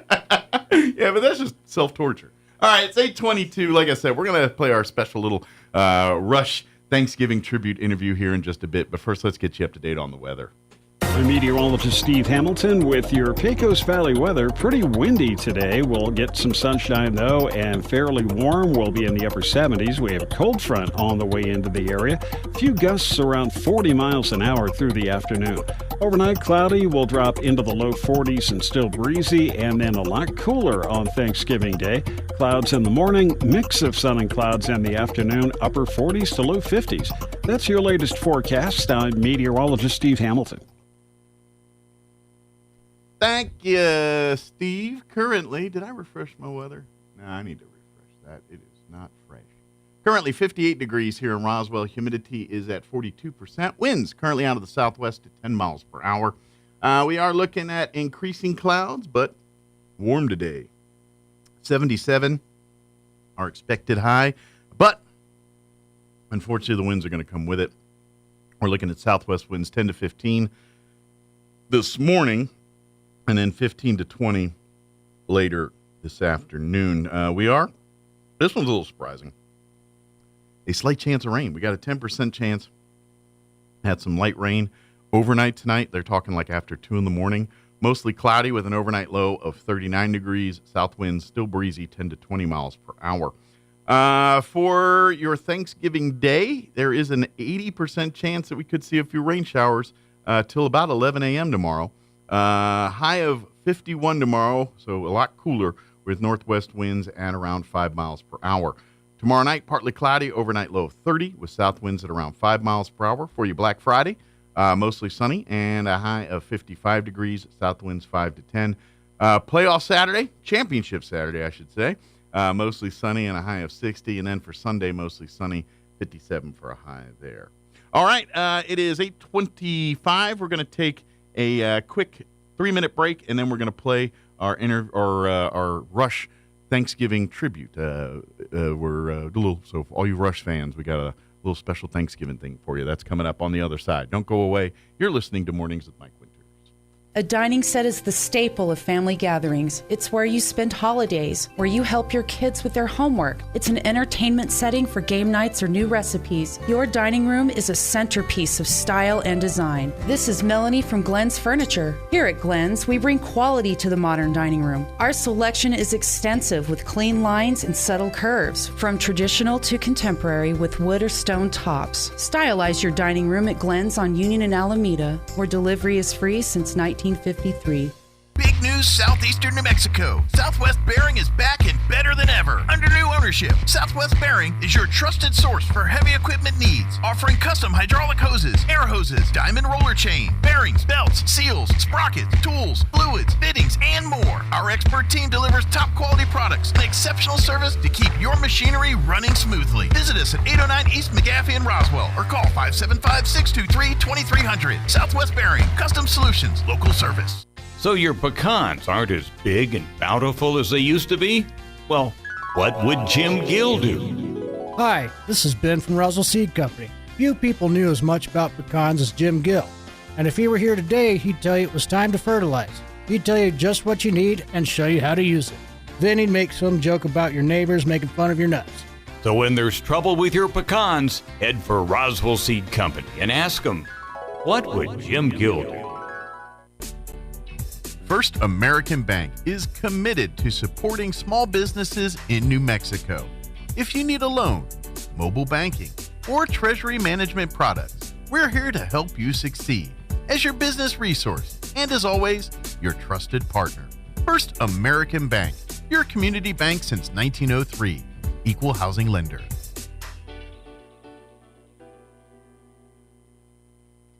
Picture this. You're behind the wheel of a John Deere compact tractor. You're effortlessly breaking ground, moving piles of rocks just by moving a lever, and enjoying the sun as you clear brush across your pasture.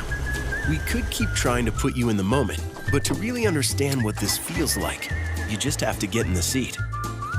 Stop by Pecos Valley Equipment in Artesia and Roswell, or visit us online at pecosvalleyequipment.com. When others say no, Roswell Hyundai says yes. The bank manager is at Roswell Hyundai for a short time to say yes. No social security number or ITIN number? Yes. No driver's license? Yes. It doesn't matter. Roswell Hyundai says yes. If you have a job that earns at least $12 an hour, Roswell Hyundai wants to say yes. Roswell Hyundai wants 100% approval, which means they want to say yes to you. Yes. Get zero down, yes. zero payments till fall, yes. plus up to $4,000 more for your trade. Yes. On now at the home of Roswell Hyundai, 1909 West 2nd. Yes! Here's a Mornings with Mike Winters fun fact. There are 293 ways to make change for $1. Try all 293 on the guy who keeps borrowing money from you. Here's Mike Winters. And good morning. It is 28 minutes after 8 o'clock, and as promised, here is our Rush Limbaugh Thanksgiving dialogue here where he talks about the story of Thanksgiving. So here it is on this Thanksgiving Eve. Enjoy. Now, the story of the Pilgrims begins in the early part of the 17th century. The Church of England under King James I was persecuting anyone and everybody who did not recognize the church's absolute civil and spiritual authority, actually the state. Now, those who challenged the ecclesiastical authority and those who believed strongly in freedom of worship were hunted down. It's in England in the 1600s. They were hunted down, they were imprisoned, sometimes executed for what they believed. So a group of separatists, people that didn't want any part of this, fled first to Holland. They liked wooden shoes and cheese. They established a community. They were there for 11 years. After 11 years, about 40 of these separatists who liked wooden shoes and cheese agreed to make a perilous journey to the New World. They had heard about it. Some new exciting place hadn't been developed. They knew that they were going to face hardship. Hardship like you and I don't know. And I'm not preaching to you. I'm just telling you, we don't know the hardship these people endured. We can't. We are way too advanced now. People who lived in the 1600s would not believe life today. Try to explain flight, jet travel. They wouldn't understand it. They knew they were facing hardship. But paramount importance to them was living freely and worshiping God according to the dictates of their own consciences, their own beliefs. That's what they were denied the freedom to do in England.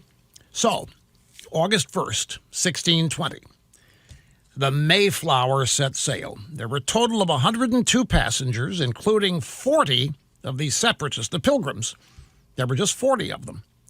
They were led by a man named William Bradford. Remember his name. On the journey across the Atlantic, you talk about something that had to be frightening and scary. The Mayflower was not much bigger than a 50-foot boat. 102 people on it. On the journey, William Bradford set up an agreement, a contract, if you will, that established just and equal laws for all members, all 40 members of this pilgrim community. Didn't matter what their religious beliefs were. These were the laws they were all agreeing to live by. Now, where did these laws, these ideas, come from? We're talking about the Mayflower Compact is what Bradford wrote. The Mayflower Compact derived from the Bible. The Pilgrims were a people completely steeped in the Bible, Old and New Testaments. They were a devoutly religious people. No matter what else is said about them, and even that is denied, they were devoutly religious. They looked to the ancient Israelites for much of their example, and because of the biblical precedent set forth in Scripture, they never doubted, because of their faith in God, that their experiment would work. They never doubted they would get to the New World. They never doubted that once they got there, they would thrive. The journey was long. It was arduous. It was dangerous. And when they finally landed, when the Pilgrims finally landed in New England in November, according to William Bradford's detailed journal, they found a cold, barren, desolate wilderness. Imagine New England, as it exists today, as nothing but rocks, forest, undeveloped nature in November and getting colder. There were no friends to greet. There was no shelter of any kind other than what, hiding under a tree. There was nothing, folks. It was desolate. There were no hotels. There were no inns. There were no places to clean up. There were no houses. This was real hardship. The sacrifice that they had made for the freedom to worship was just beginning. During that first winter, remember they arrive in November, during that first winter, half of them, including William Bradford's own wife, died of starvation, of sickness, exposure to the elements. Now we're getting close to what you were taught in school. When spring finally came, and by the way, writing that doesn't do it justice. Spring didn't just finally came. It was a survival. It was an act of survival that you and I cannot possibly relate to or understand. American Special Forces can. Military people who've been trained can understand what the Pilgrims were. You and I can't. We've never done anything like that first winter in the New World. They survived it. Spring finally came. They did meet the Indians, the Native Americans who were there, who did help them in planting corn and fishing for cod. They showed them where the beavers were so the beavers could be skinned for coats, other things. You animal rights people are not going to like some of this story, but it happened. But even at this, even with this degree of assistance from the Indians and Native Americans, there wasn't any prosperity yet.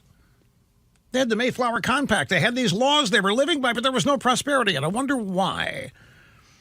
Now, this is important to understand here, folks, because this is where modern American history lessons end, with the Indians teaching the Pilgrims how to eat, how to fish, how to skin beavers and all that. That's where it ends. And that's the feel-good story, but that doesn't even get close to the true story. Thanksgiving is actually explained in some textbooks as a holiday for which the Pilgrims gave thanks to the Indians for saving their lives. It wasn't that. That happened, but Thanksgiving was a devout expression of gratitude. The Pilgrims to God for their survival and everything that was a part of it. Now, here's the part that has been omitted. The original contract the Pilgrims entered into in Holland, they had sponsors. They didn't have the money to do this trip on their own. They had sponsors. There were merchant sponsors in London and in Holland. And these merchant sponsors demanded everything that the Pilgrims produced in the New World would go into a common store, a single bank, if you will.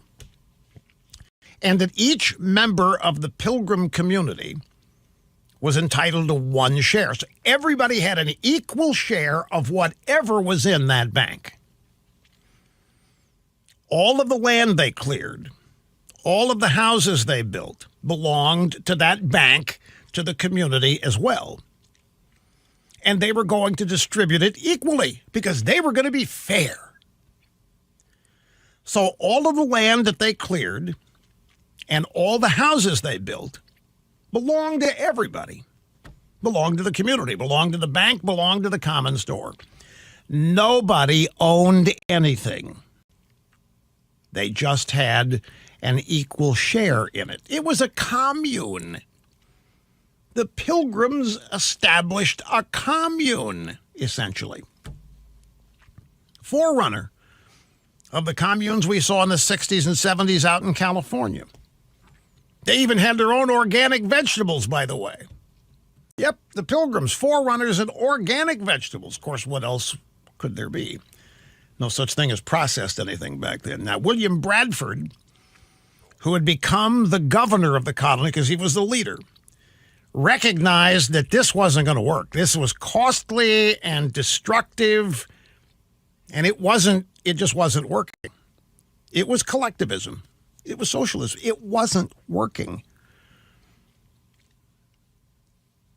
That first winter had taken a lot of lives. The manpower was greatly reduced. So William Bradford decided to take bold action, which I will describe when we get back here. So I want to get back to where we left off. William Bradford, the governor of the Pilgrim community, saw that none of this was working. The Mayflower Compact was not working. Giving everybody a single share of stock in the common store, in the common bank, was not working. Collectivism. It was as costly and destructive to the Pilgrims as it is and has been to anybody who has ever tried it. So Bradford decided to scrub it. He threw it out and took bold action. He assigned a plot of land to each family. Every family was given a plot of land.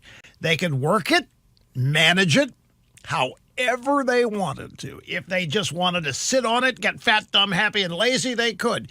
If they wanted to develop it, if they wanted to grow corn, whatever on it, they could. If they wanted to build on it, they could do that. If they wanted to turn it into a quasi-business, they could do whatever they wanted to do with it. He turned loose the power of the capitalist marketplace. Long before Karl Marx was even born, long before Karl Marx was a sperm cell in his father's dreams, the Pilgrims had discovered and experimented with what could only be described as socialism, and they found that it didn't work. Now, it wasn't called that then, but that's exactly what it was. Everybody was given an equal share. And you know what happened? Nobody did anything. There was no incentive. Nothing worked. Nothing happened. What Bradford and his community found was that the most creative and industrious people had no incentive to work any harder than anybody else did, unless they could utilize the power of personal motivation. But while most of the rest of the world's been experimenting with socialism for over 100 years, longer now, trying to refine it, perfect it, reinvent it, the Pilgrims decided early on to scrap it permanently. What Bradford wrote about this experiment should be in every school child's history lesson. If it were, we might prevent so much suffering. We might have prevented this election if the true story of Thanksgiving had been taught for years and years and years. And I'll tell you what Bradford wrote and how they fixed it when we get back after this. So William Bradford, after putting everybody in a common store, the Mayflower Compact, they wanted to be fair. They wanted everybody to have one common share of stock in everything that happened that the Pilgrims produced, and it bombed. It didn't work. There was no prosperity. There was no creativity because there was no incentive. Here's what Bradford wrote about the failure. For this community, so far as it was found to breed much confusion and discontent. They were not happy, in other words. This community was found to breed much confusion and discontent and retard much employment that would have been to their benefit and comfort. In other words, nobody worked. The way they set it up killed and discouraged work. There was no need. For young men that were most able and fit for labor and service, sat around and did nothing, should spend their time and strength to work for other men's wives and children without being paid for it. They said, why do that? So they didn't. It was thought to be injustice. Why should you work for other people when you can't work for yourself? What's the point? So you hear what he was saying here, folks? The Pilgrims found that people could not be expected to do their best work without some incentive. So what did they try? What did Bradford's Pilgrim community try next? They unharnessed the power of free enterprise. They invoked capitalism, the principle of private property, all the way back in the 1400s. It was incredible. Every family was assigned its own plot of land, and they could do with it whatever they wanted to do.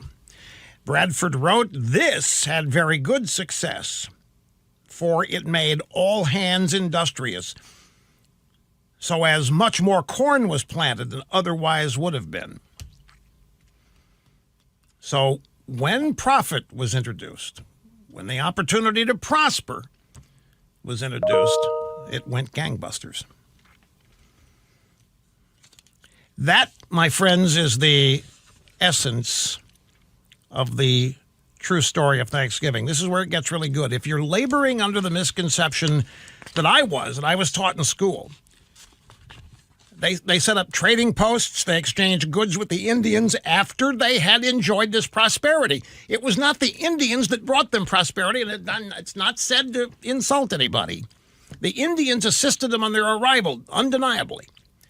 But what led to prosperity for these original settlers was a discovery that the common store failed. Socialism didn't work when they introduced what turns out to be capitalism. They didn't have the name for it, but when they turned loose individual incentive, keep what you produce, sell what you don't need, they went crazy.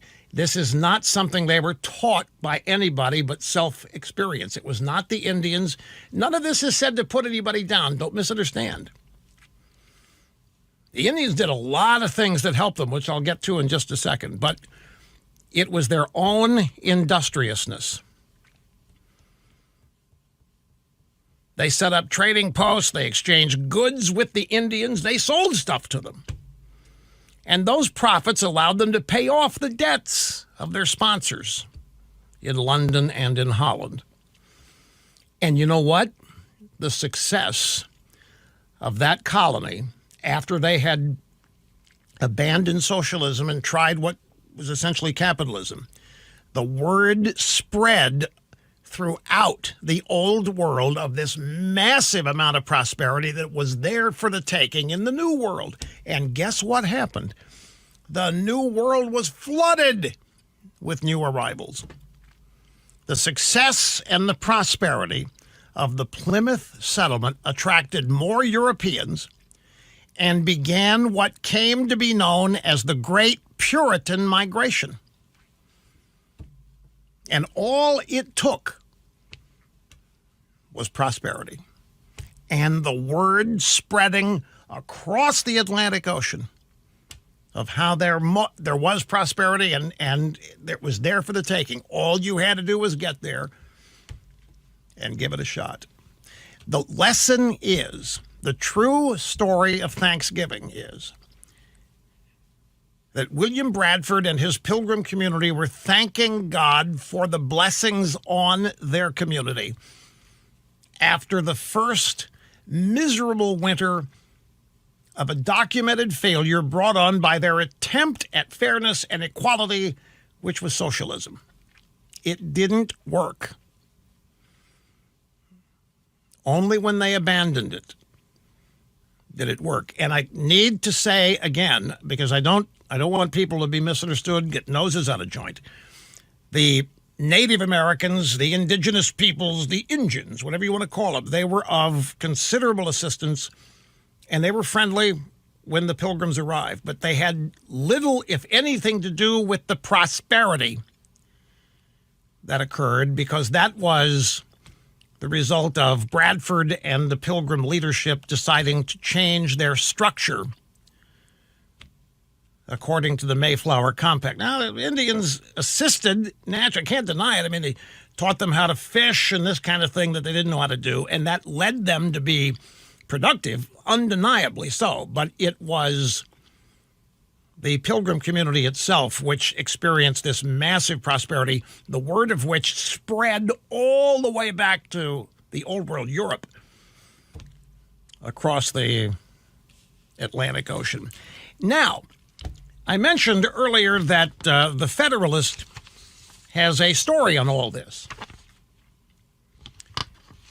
And in it, they describe much of what we did in the second book that dealt with this, the children's book, Rush Revere and the Brave Pilgrims. And that book goes into great detail about how the Indians did provide assistance and what kind of assistance it was, how valuable it was, and how crucial it was. And in Rush Revere and the Brave Pilgrims, we focus on a Native American by the name of Squanto. Now, as I told you, during that first winter, 1620, only 44 of the original 102 Pilgrims survived. They had an elected governor by the name of John Carver. And it was an Indian by the name of Squanto who came to their rescue. And this is, as I say, explored in great detail in Rush Revere and the Brave Pilgrims. Now, Squanto was no ordinary native. Early settlers in 1610 captured him and sold him into slavery. A group of Catholic friars ended up freeing him, brought him to England, where he learned to speak English. In 1618, serving as an interpreter on an English ship, he was brought back to the New World.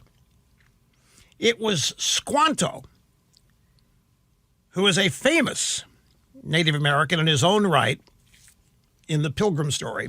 It was Squanto who taught the Pilgrims how to plant, how to fish, how to skin beavers. It was Squanto who brokered a peace treaty between the Pilgrims and other Indian tribes. There was more than one tribe of Indians. It was not copacetic. It was not friendly and at one with nature. It was not anything like the multiculturalists would have you believe. There were squabbles, there were power struggles, turf battles. It was human. The Indians, the Pilgrims, everybody was scrambling for power, for survival. Survivability was the name of the game, and it was not guaranteed. Now, many of the Pilgrims literally believed that God had sent Squanto to save them.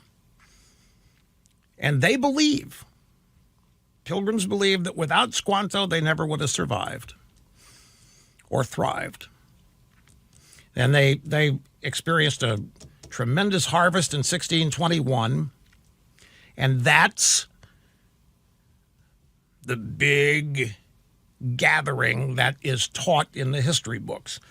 The native Indians and the Pilgrims joined together for a huge feast, which is the foundational story of the Thanksgiving story that's taught in public schools. But again, that is not the real story of Thanksgiving. That's the textbook brain. It did happen, but it's so much more than that. And I love taking the opportunity every year to explain the truth, especially now, given how this election has apparently, allegedly fallen out. Because even as the Federalist side, this is so great that the story is spreading. One of the most important legacies of the early settlers is that they experimented with socialism in the 1620s and it did not work.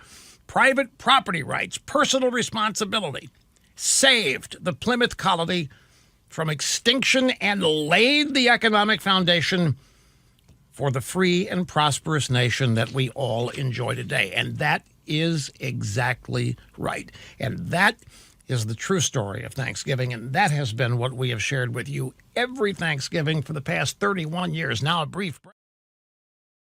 To allow local citizens and businesses that are customers of the City of Roswell water utility, regardless of whether they are in the city proper or out of it, to request credits to be applied to their water bills for certain reasons. One policy allows for requests for credit because of financial hardship resulting from various reasons, including the unanticipated effects of the city's recent water rate adjustments. The policy containing the financial hardship credit provisions also allows customers to make a credit request if their bills were impacted by leaks under certain conditions and stipulations, or if they have experienced financial hardships like large medical expenses, loss of a job, military deployment, or other reasons. The second policy allows for credit requests from residential water customers who are at least 50% disabled and living at or below the federal poverty guidelines. And the Eddy County Fire Department is looking to upgrade its equipment and facilities. Department leaders say requests for fire department services went up by 3% through September of this year compared to the previous year. A couple of years ago, a plan was already approved to consolidate 11 volunteer fire departments into 3 paid districts serving the northern and southern sides of Eddy County and the Queen Fire District in southwestern Eddy County. You're up to date. I'm Jared Cirillo. I'm meteorologist Steve Hamilton with your Pecos Valley weather. Pretty windy today. We'll get some sunshine, though, and fairly warm. We'll be in the upper 70s. We have a cold front on the way into the area. A few gusts around 40 miles an hour through the afternoon. Overnight, cloudy. We'll drop into the low 40s and still breezy, and then a lot cooler on Thanksgiving Day. Clouds in the morning, mix of sun and clouds in the afternoon, upper 40s to low 50s. That's your latest forecast. I'm meteorologist Steve Hamilton.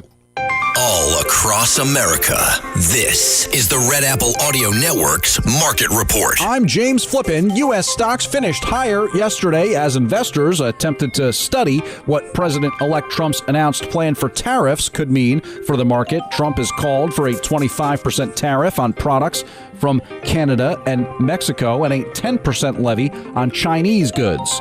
New home sales plunged to a 2-year low in October, and that's a 17% drop from September's revised rate. The growth in home prices slowing nationwide. The latest Case-Shiller Home Price Index shows that prices rose at an annualized rate of 3.9% in September, and that's down 0.4% month over month. Consumer confidence on the rise for the second straight month. And today on the economic calendar, look for weekly jobless claims and the PCE, which is the Fed's preferred measure of inflation. October's pending home sales also due. And investors that were attempting to make sense of the potential impacts of Trump's announced tariffs plan were buying and selling stocks. Automakers Ford and GM finished lower for the session. Alcohol company Constellation Brands, known in part for Mexican beers, Corona and Modelo, fell more than 3%. That's the Market Report. I'm James Flippin. This is the Red Apple Audio Network's Market Report. This holiday season, the Tunnel to Towers Foundation is delivering dozens of mortgage-free homes to deserving recipients during its Season of Hope. Tunnel to Towers welcomed U.S. Army Captain David Christopher into his mortgage-free smart home during a prior Season of Hope. David sustained catastrophic injuries in an accident in the line of duty. During this Season of Hope, let's make a difference in the lives of those who have sacrificed so much for our safety and freedom. Donate $11 a month to Tunnel to Towers at T2T.org. At Anderson Bethany Funeral Home and Crematorium, we honor and pay tribute to the achievements of your loved one by celebrating the life you shared together. Anderson Bethany Funeral Home and Crematorium is compassionate and cares about our local community and the families we serve here in southeastern New Mexico. Locally owned and operated, we will be here to help you decide how to celebrate the bond you've shared and pay tribute to the unique individual you've lost.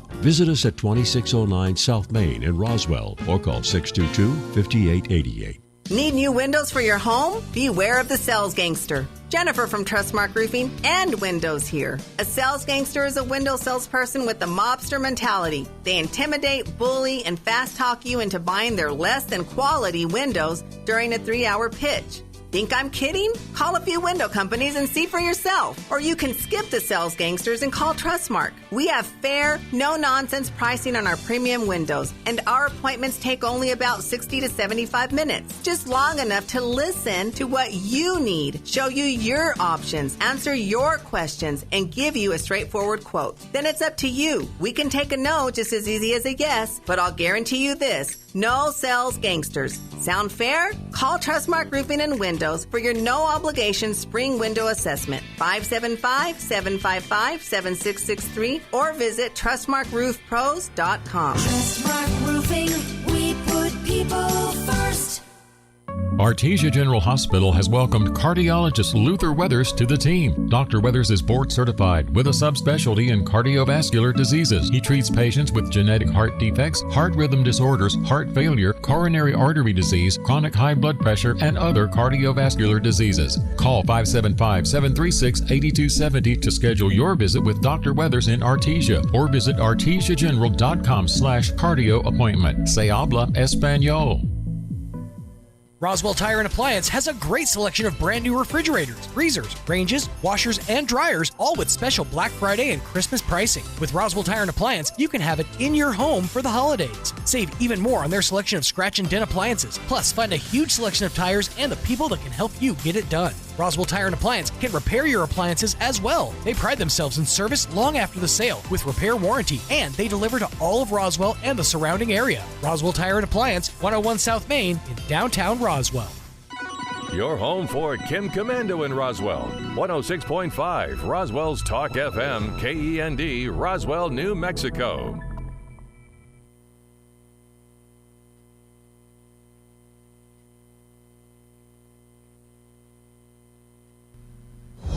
News this hour from townhall.com. I'm Rich Thomason. A pickup in consumer spending and a surge in exports get the credit for fueling economic growth in the third quarter. The American economy expanded at a 2.8% annual clip July through September. The Commerce Department reported that growth in the U.S. gross domestic product slowed from the April to July rate of 3%. But the GDP report still showed that the American economy is proving surprisingly durable. Growth has topped 2% for 8 of the last 9 quarters. Correspondent Jeremy House. A ceasefire agreed to by Israel and Hezbollah in Lebanon has taken effect, and so far it's been holding up. Prior to the ceasefire going into effect, residents of Beirut and its southern suburbs endured the most intense day of Israeli strikes since the war began nearly 14 months ago. Hezbollah also fired rockets into Israel, triggering air raid sirens across the country's north. The Israel-Hezbollah ceasefire marks the first step towards ending the region-wide unrest triggered by Hamas's attack on Israel on October 7, 2023. But it does not address the devastating war in Gaza. I'm Lisa Dwyer. Ohio Governor Mike DeWine has signed a so-called bathroom bill. It requires public and private schools to designate separate bathrooms, locker rooms, and overnight accommodations for the exclusive use of either males or females based on one's gender assigned at or near birth. The classified documents case against President-elect Trump has been dropped by the 11th Circuit Court of Appeals. Another legal victory for Mr. Trump. It comes after the election interference case was tossed out. Watching Wall Street, the Dow is up 16 points, the Nasdaq 176 points lower, and the S&P is down 22 points. More on these stories at townhall.com. Everybody wants cheap airfare, but where do you find it? You call low-cost airlines. Their prices are direct from the airlines, and they're so low you can't find these fares published anywhere. They specialize in cheap flights, discount hotel rooms, cheap car rental rates, and great package deals anywhere around the world. Wherever you want to go, they can help you get there cheaply and with a best price guarantee. If you want the lowest prices on your airline tickets or other travel services, call now. That's right, call. That's the only way to get these rates. Experts are standing by 24/7 to get you the cheapest airfare and hotel rates available. So don't wait. Call right now for the lowest travel prices anywhere and for great last-minute travel deals too. Call 866-755-5300. That's 866-755-5300. Again, that's 866-755-5300. Call us right now. A German automaker is shuttering at least some of its operations in communist China. BBC's Stephen McDonnell in Beijing. Volkswagen has announced it will no longer have a presence in Xinjiang. It'll sell its factory and test tracks in far western China to a government-owned car maker from Shanghai, which will also take on the staff.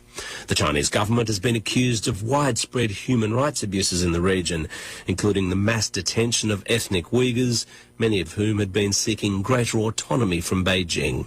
Human rights groups have criticised VW for having a factory in an area where forced labour has reportedly been used. But the company said it had received no evidence of abuses in relation to its own enterprise. South Korea's president has met a visiting Ukrainian delegation, called for a joint response to the threat posed by North Korea's recent dispatch of more than 10,000 soldiers to support Russia's war against Ukraine. Townhall.com. For years, U.S. authorities and fishermen have complained about illegal fishing for red snapper in the Gulf of Mexico. Now it's clear who's behind the lucrative trade, a Mexican drug cartel. The Treasury Department announced sanctions Tuesday against members of the Gulf drug cartel based on the border cities of Reynosa and Matamoros. The department says the cartel used fishing boats to combine the businesses of drug and migrant smuggling. Along the way, the boats caught tons of red snapper, a commercially valuable but vulnerable species. Keith Peters reporting. A Massachusetts man who spent 27 years in jail for a murder he claims he did not commit has been awarded $13 million by a jury. Michael Sullivan was convicted of murder and armed robbery in 1987. But the 64-year-old was released in 2013 after DNA evidence raised questions about his involvement in the murder. More on these stories at townhall.com.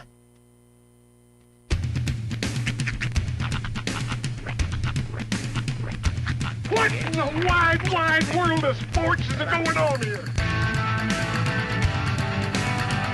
I promise you, whatever scum did this, not one man in this force will rest for 1 minute until he's behind bars. Now let's grab a bite to eat. Yeah, come on. I feel the hot wind on my shoulder and the touch of a world that is older. I hit the switch and check the number. I leave it on and then I slumber. I hear the rhythm ringing through it. Flamenco guitar and cumbia music. I hear the talking of the DJ. The traveler said, what does he say? I'm on a Mexican radio. I'm on a Mexican radio. Broadcasting live from high atop the J.P. White Building in downtown Roswell, New Mexico. It's Mornings with Mike Winters on 106.5 Roswell's Talk FM. Is that what I sound like when I talk? Now, here's your host, Mike Winters.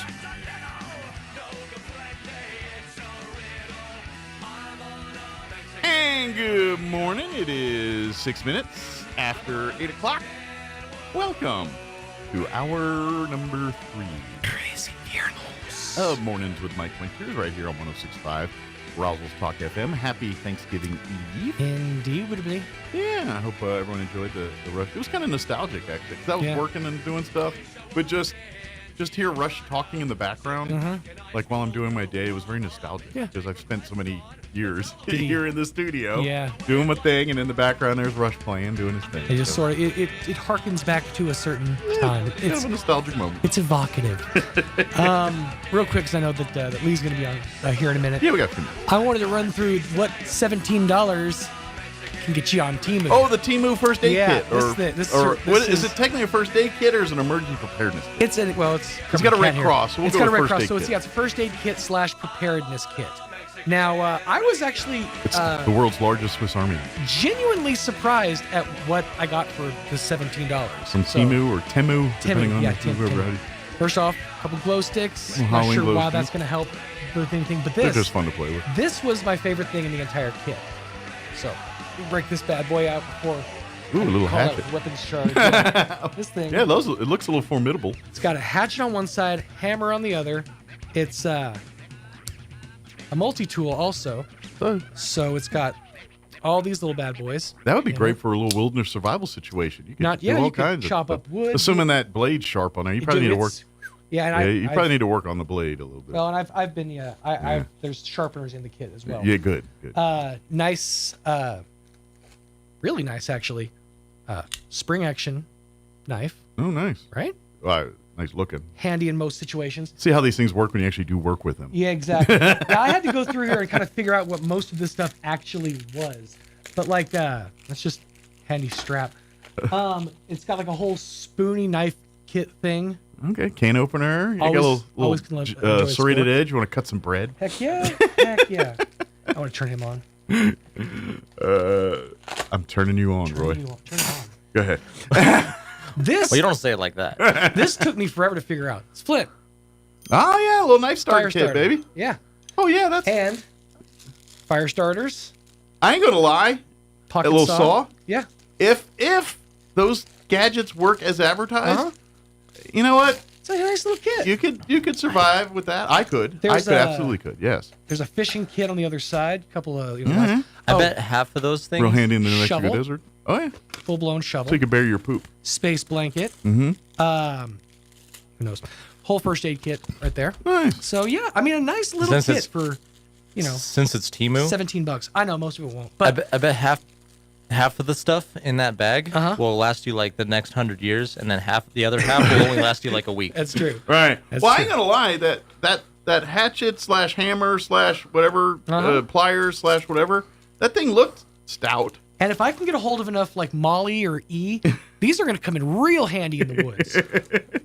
We are gonna be vibing out. It's gonna be a whole vibe. Just as intended. Exactly. So. Those actually would be handy, like say your cell phone died and you need a little light to look at something in your car or something. Yeah.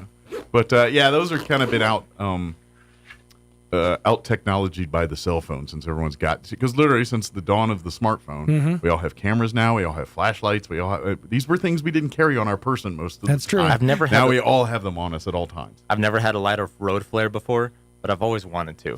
It does look fun. Yeah, I've personally never done one myself, but I have, but it was in the airport. I made a mistake one time. I thought it was a flare. It turns out it was a Roman candle.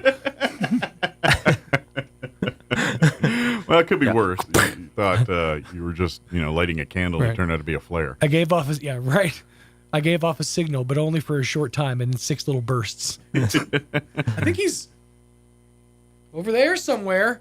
I think I'd rather have a flare gun.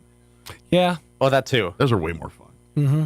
And of course, do more damage. But I mean, it's just summon Godzilla that way. I wonder if you could mortally wound somebody by shooting them like in the chest with a flare gun. Yes, absolutely. Yeah. Oh yeah, you're shooting white hot flame at them. It will kill them. Do you think if you hit them? I mean, if they're a mile away, no. But does it come from out you to me, goodbye. You. Sure. Does it come out at terminal velocity? Is my question. Do they have to be shirtless? Yeah, I'm in layers, man. You got to think about this. I could strip down. Put it this way. The people that do these things, they're on the Darwin Awards. Just telling you that right now. That's fair enough. Let's go try this out. See if this shovel really is as bulletproof as they say it is. Timu. All I'm saying is the flare gun will kill you. Yeah. You know, it's kind of like as a guy who spent time with explosives in the military, yes, they will. It's like That's the handy it's info like, to have. It's like the Cybertruck, right? Like, is it really bulletproof? Can we test it out? It's it's arrow proof. Well, I've seen videos of people shooting like AKs and all kinds of stuff at it. The window's not baseball proof. I mean, well, see, to be honest, the term bulletproof is a fallacy. Yeah. Bullet resistant would be more That's of a Ask anybody who's wearing one of those vests. If they get shot in it, Yeah. you're going to have like a massive wound. yeah. I mean, It ain't asterisk pleasant. bulletproof. bulletproof. Well, Yeah. it's I mean, well, where a gun that would normally turn your vehicle into Swiss cheese, yes, that truck will probably hold up to it. It will look. It ain't going to look pristine. But you it's can, going to like- look like someone took a baseball bat to it, but you will be alive. But like you said, like an AK could withstand like that. Like I didn't even know we could do that. Well, I'm not even worried about AK. I'm talking like 50 cal, something with a little bit bigger. By the way, I feel like I should preface that we are not suggesting that you find Cybertrucks and shoot them with your AK. No. Do not do that. Y'all started about asking if you could kill people with flare guns. Pecos Valley Broadcasting. I know that's fair. Pecos Valley Broadcasting and staff or management and condone none of the previous conversations. I'm in the room to tell these people to stop. Don't do these. Don't. Yeah, do the one person in town with the Cybertruck who's listening right now, we are not talking about you. Right. This isn't about you, Phil. Yeah, that's what y'all saying. Somebody's got one in town, I've never seen one. I haven't personally seen it. You know who you are. I haven't personally seen it, but a friend of mine took a picture of it. It's one of those things where it's like if you're wearing, it's like wearing bike shorts out in public. You know, if you're out in it, people are going to be staring at you. Well, yeah. You're not. There's nothing no crimes can be committed inside of a Cybertruck because everybody's going to watch everything you're doing. Yeah, they could be committed. You can't get away with it. You're just not. Yeah, you will if we found.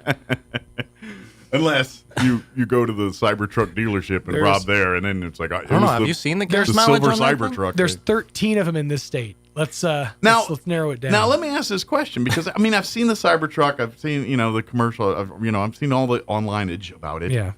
Can you get it in anything other than that silver?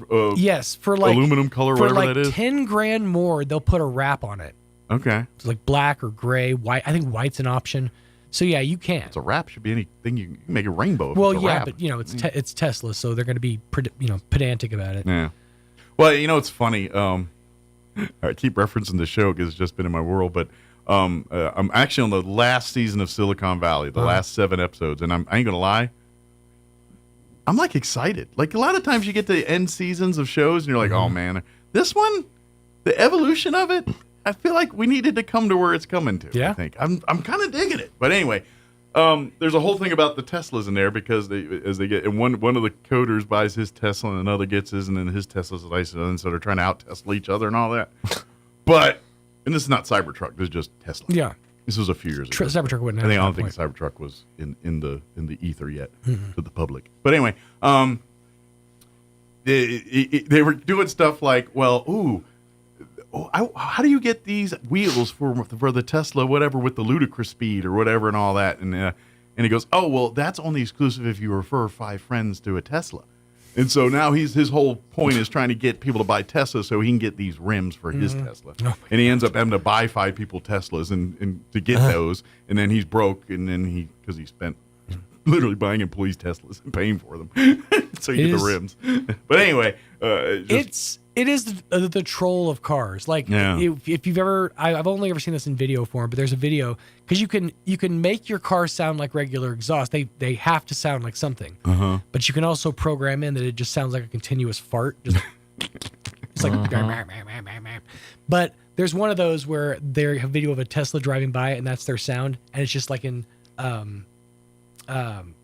my god, the word just left my head. What is the thing that Sheldon was one year for Halloween? Oh, the Doppler effect. Yeah, the Doppler effect. It's like fart, fart, fart, fart, fart, fart, fart, fart, fart. I can't want to say train because that was the reference. You choo choo.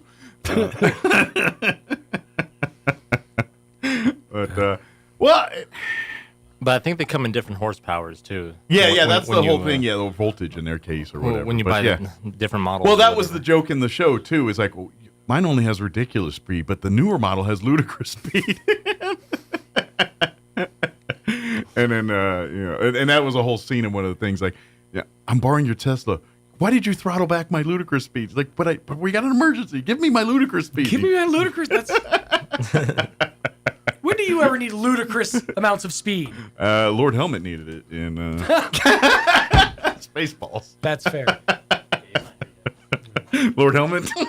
I know you're talking about. Darth Helmet. I found it funny that moment I talked to Lord Helmet, he's not here yet. Although, can I talk about the movie I saw? Yeah. Young Roy saw the new Gladiator movie. Yes. I went to get it or to watch it, and turns out I was at the wrong place. I was in an adult store. It was the wrong movie entirely. Still good though. He went to the Gladiator movie section. Yeah. Wasn't very well shot, but very, very good. The special Russell Crowe section. That's right. Yeah, Peter Graves showed it though. I only made about 13 minutes in, but it was real. The shots I saw were great. Nice dog. What's your dog's name, son? But I am genuinely curious to see the new Gladiator movie that's out in theaters now. Yes. You ever had Sparky rub up and down on your leg? It's next to the Jack Palance section. But how was the movie though? Yes, that's good. It's not like unfortunately Oscar-worthy. Unfortunately, Roy has not seen the first one. Oh, really? Because I asked him, "Is it as good as the first one?" And he can't reference that because he hasn't seen the first one. But he says it's good, and I'm gonna watch it eventually. Yeah, I think it's. My dad said it was better than the first one. Okay. And I'm assuming your dad saw the first one. Yes. Very good. Yeah, I think the actor might be a lot better than than Russell Crowe was. Okay, well, it was more realistic. Don't tell Russell; he'll come to your house and beat you up over there, or throw a phone at me. Yeah. There's a lot more Russell now than there was back in the Gladiator days. He's a bigger man now, but bigger beard too. But and pull back the curtain. Full honesty, the first time I saw Gladiator in the theater, I fell asleep and slept through half of it. Okay. But in all fairness, it was not the movie's fault. Oh, okay. Well, I was in the Air Force at the time it came out. Yeah. And I worked midnights in the Air Force. I worked I went to work at midnight. And so I went on leave. And it was around the holidays, like Thanksgiving or Christmas or something, because I went home to visit family. And so it literally, went to work, and then after I got off work, I had to go to the airport to go get on a plane, fly to Maryland from New Mexico, and then that night, hung out with family, and then my brother's like, hey, let's go see Gladiator and go to the movie. Okay, and we went to like the 9:30 show or whatever it was, and it was a dark theater, and I hadn't slept in probably 2 days. Yeah. And so that's what I was going to... Russell Crowe would put me right to sleep, so... Well, that's what I was going to say, too, is it's kind of like Top Gun Maverick, where the first movie is very Hollywood and very, like, over the top. Don't get me started. They're both Hollywood and over the top. Neither one of them are accurate. Well, the Maverick feels more accurate, and to someone like me. They tried harder in Maverick, too. I will give them that. It is... Like, it actually feels like they're flying a plane in those movies. They tried to do they tried to do dialogue in the first Top Gun in a plane, but they realized they couldn't because none of them could handle the G's. Yes. So they tried it again in 2, but I don't think they did as much with it. But no, they're all hokum. It's like the entire Maverick storyline, the mission is complete, utter waste of resources, waste of time. There's a way more efficient, easier way to do it, except for you don't have cool fighter jocks singing in bars and stuff the other way. So, Maverick 2 is the complete biggest, dumbest. That's the Temu of military operations. Well, as a real life gladiator myself, I have to say the second movie was a lot more realistic than. It felt more realistic. Maverick the Maverick movies though entertaining and fun. the missions and how they're done are created by people that have no earthly idea how military aircraft do things. Well, the mission doesn't make sense because it's like they you tried said. much harder in Maverick too. I will give them that. But the plane and sounds and the feeling in the theater. Well, that's real. They actually work like, with the Navy. Those shots you see the jets zooming around, that's real Navy fighter pilots doing real Navy things. They're flying fast through those gullies and stuff. That's legit. Yeah. What's not legit is everything they tell you about military aircraft and what they're doing and how they do them. Yes. All right, our guests are here. Have you seen Gladiator too? Yeah, I'm about to say both of them know exactly what I'm talking about. Well, especially Lee and Jen. I think y'all would like it. It's a man's movie. Movie. But yes, Jen and Lee are going to join us here from American Legion Post 61 here to give us an update. Of course, big thing we're pushing right now is wreaths across America. We are coming up on the deadline to get wreaths for this year, and we're only about 75 wreaths into our 200 goal here, so we need to get some more wreaths pretty quick. So, anyway, we'll talk about that with them here in a few. Before we do any of that, though, let's get you up to date on the weather. I'm meteorologist Steve Hamilton with your Pecos Valley weather. Pretty windy today. We'll get some sunshine, though, and fairly warm. We'll be in the upper 70s. We have a cold front on the way into the area. A few gusts around 40 miles an hour through the afternoon. Overnight, cloudy. We'll drop into the low 40s and still breezy, and then a lot cooler on Thanksgiving Day. Clouds in the morning, mix of sun and clouds in the afternoon, upper 40s to low 50s. That's your latest forecast. I'm meteorologist Steve Hamilton. Thank you, Steve. Currently, let me get to my weather because I didn't refresh it. Yeah, hot and windy. There we go. Currently 70 degrees here in Roswell. 9:23 in the a.m. in November. Humidity is at 28%. Winds are out of the west at 13 miles per hour. We are expected to hit a high of 77, pushing 80 today. Increasing clouds, but the winds are going to be blowing out of the west 15 to 20 miles per hour. Believe it or not, we are looking at a slight chance of rain. A 10% chance of rain overnight tonight, about 2 in the morning, after 2. Mostly cloudy, overnight low of 39 degrees with winds out of the north. Still breezy, 10 to 20 miles per hour. Tomorrow going to be a lot cooler. Highs only expected to hit 50. And we are looking at an 80% chance of some light rain in the morning. That should taper off about 11 a.m. And then they say gradually all that will clear out. But winds will be out of the northwest at around 5 to 10 miles per hour, but a high of only 51.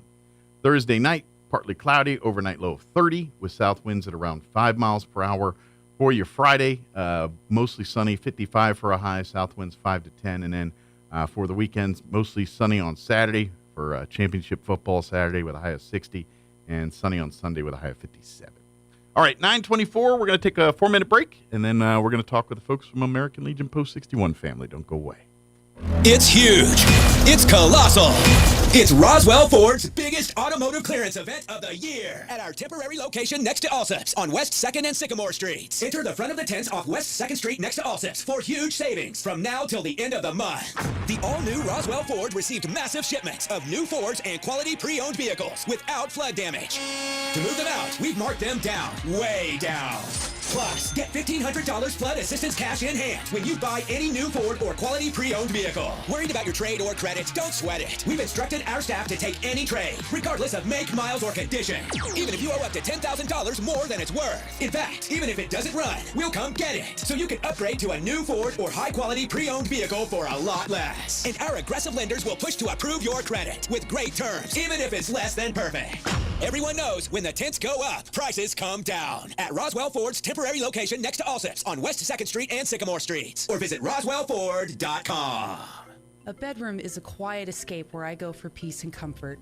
This is Melanie at Glenn's Furniture. I know how important the most private room in your home is for your life and the lives of your family. That's why we offer a selection of bedroom groups that make living easier and more comfortable. Modern designs, bold curves, and stylish fabrics elevate your bedroom space. You'll find your new set easy to sleep on and even easier to own. Come see us at Glenn's on the corner of Union and Alameda, where delivery is free since 1953.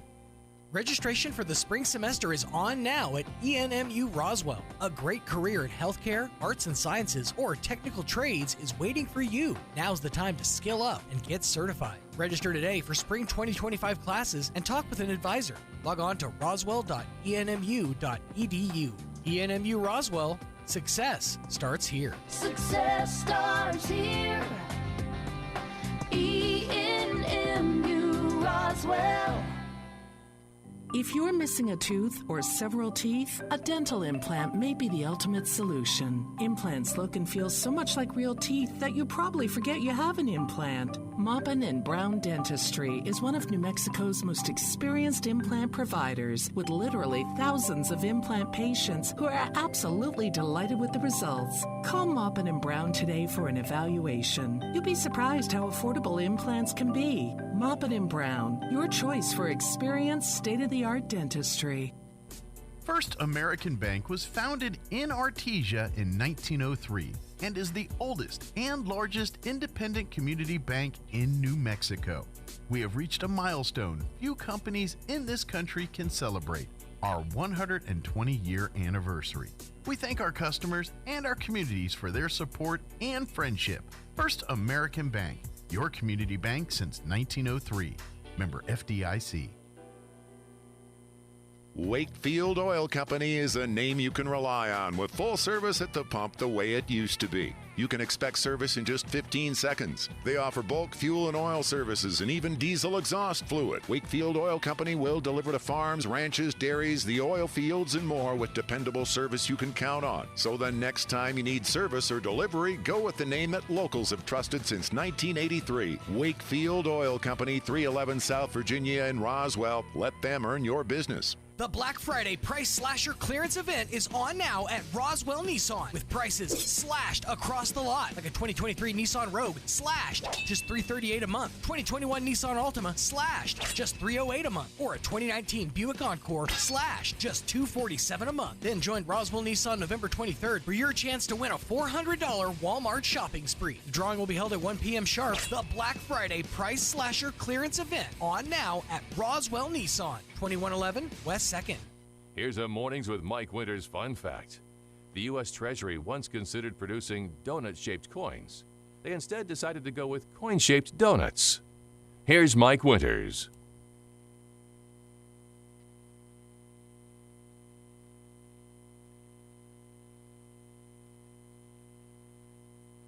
And good morning. It is 28 minutes after 9 o'clock, and joining us in studio this morning from our American Legion Post 61 family, of course, Commander Lee, and our Auxiliary President Jen with us this morning. Good morning, guys. Good morning. Happy Thanksgiving. Happy Thanksgiving.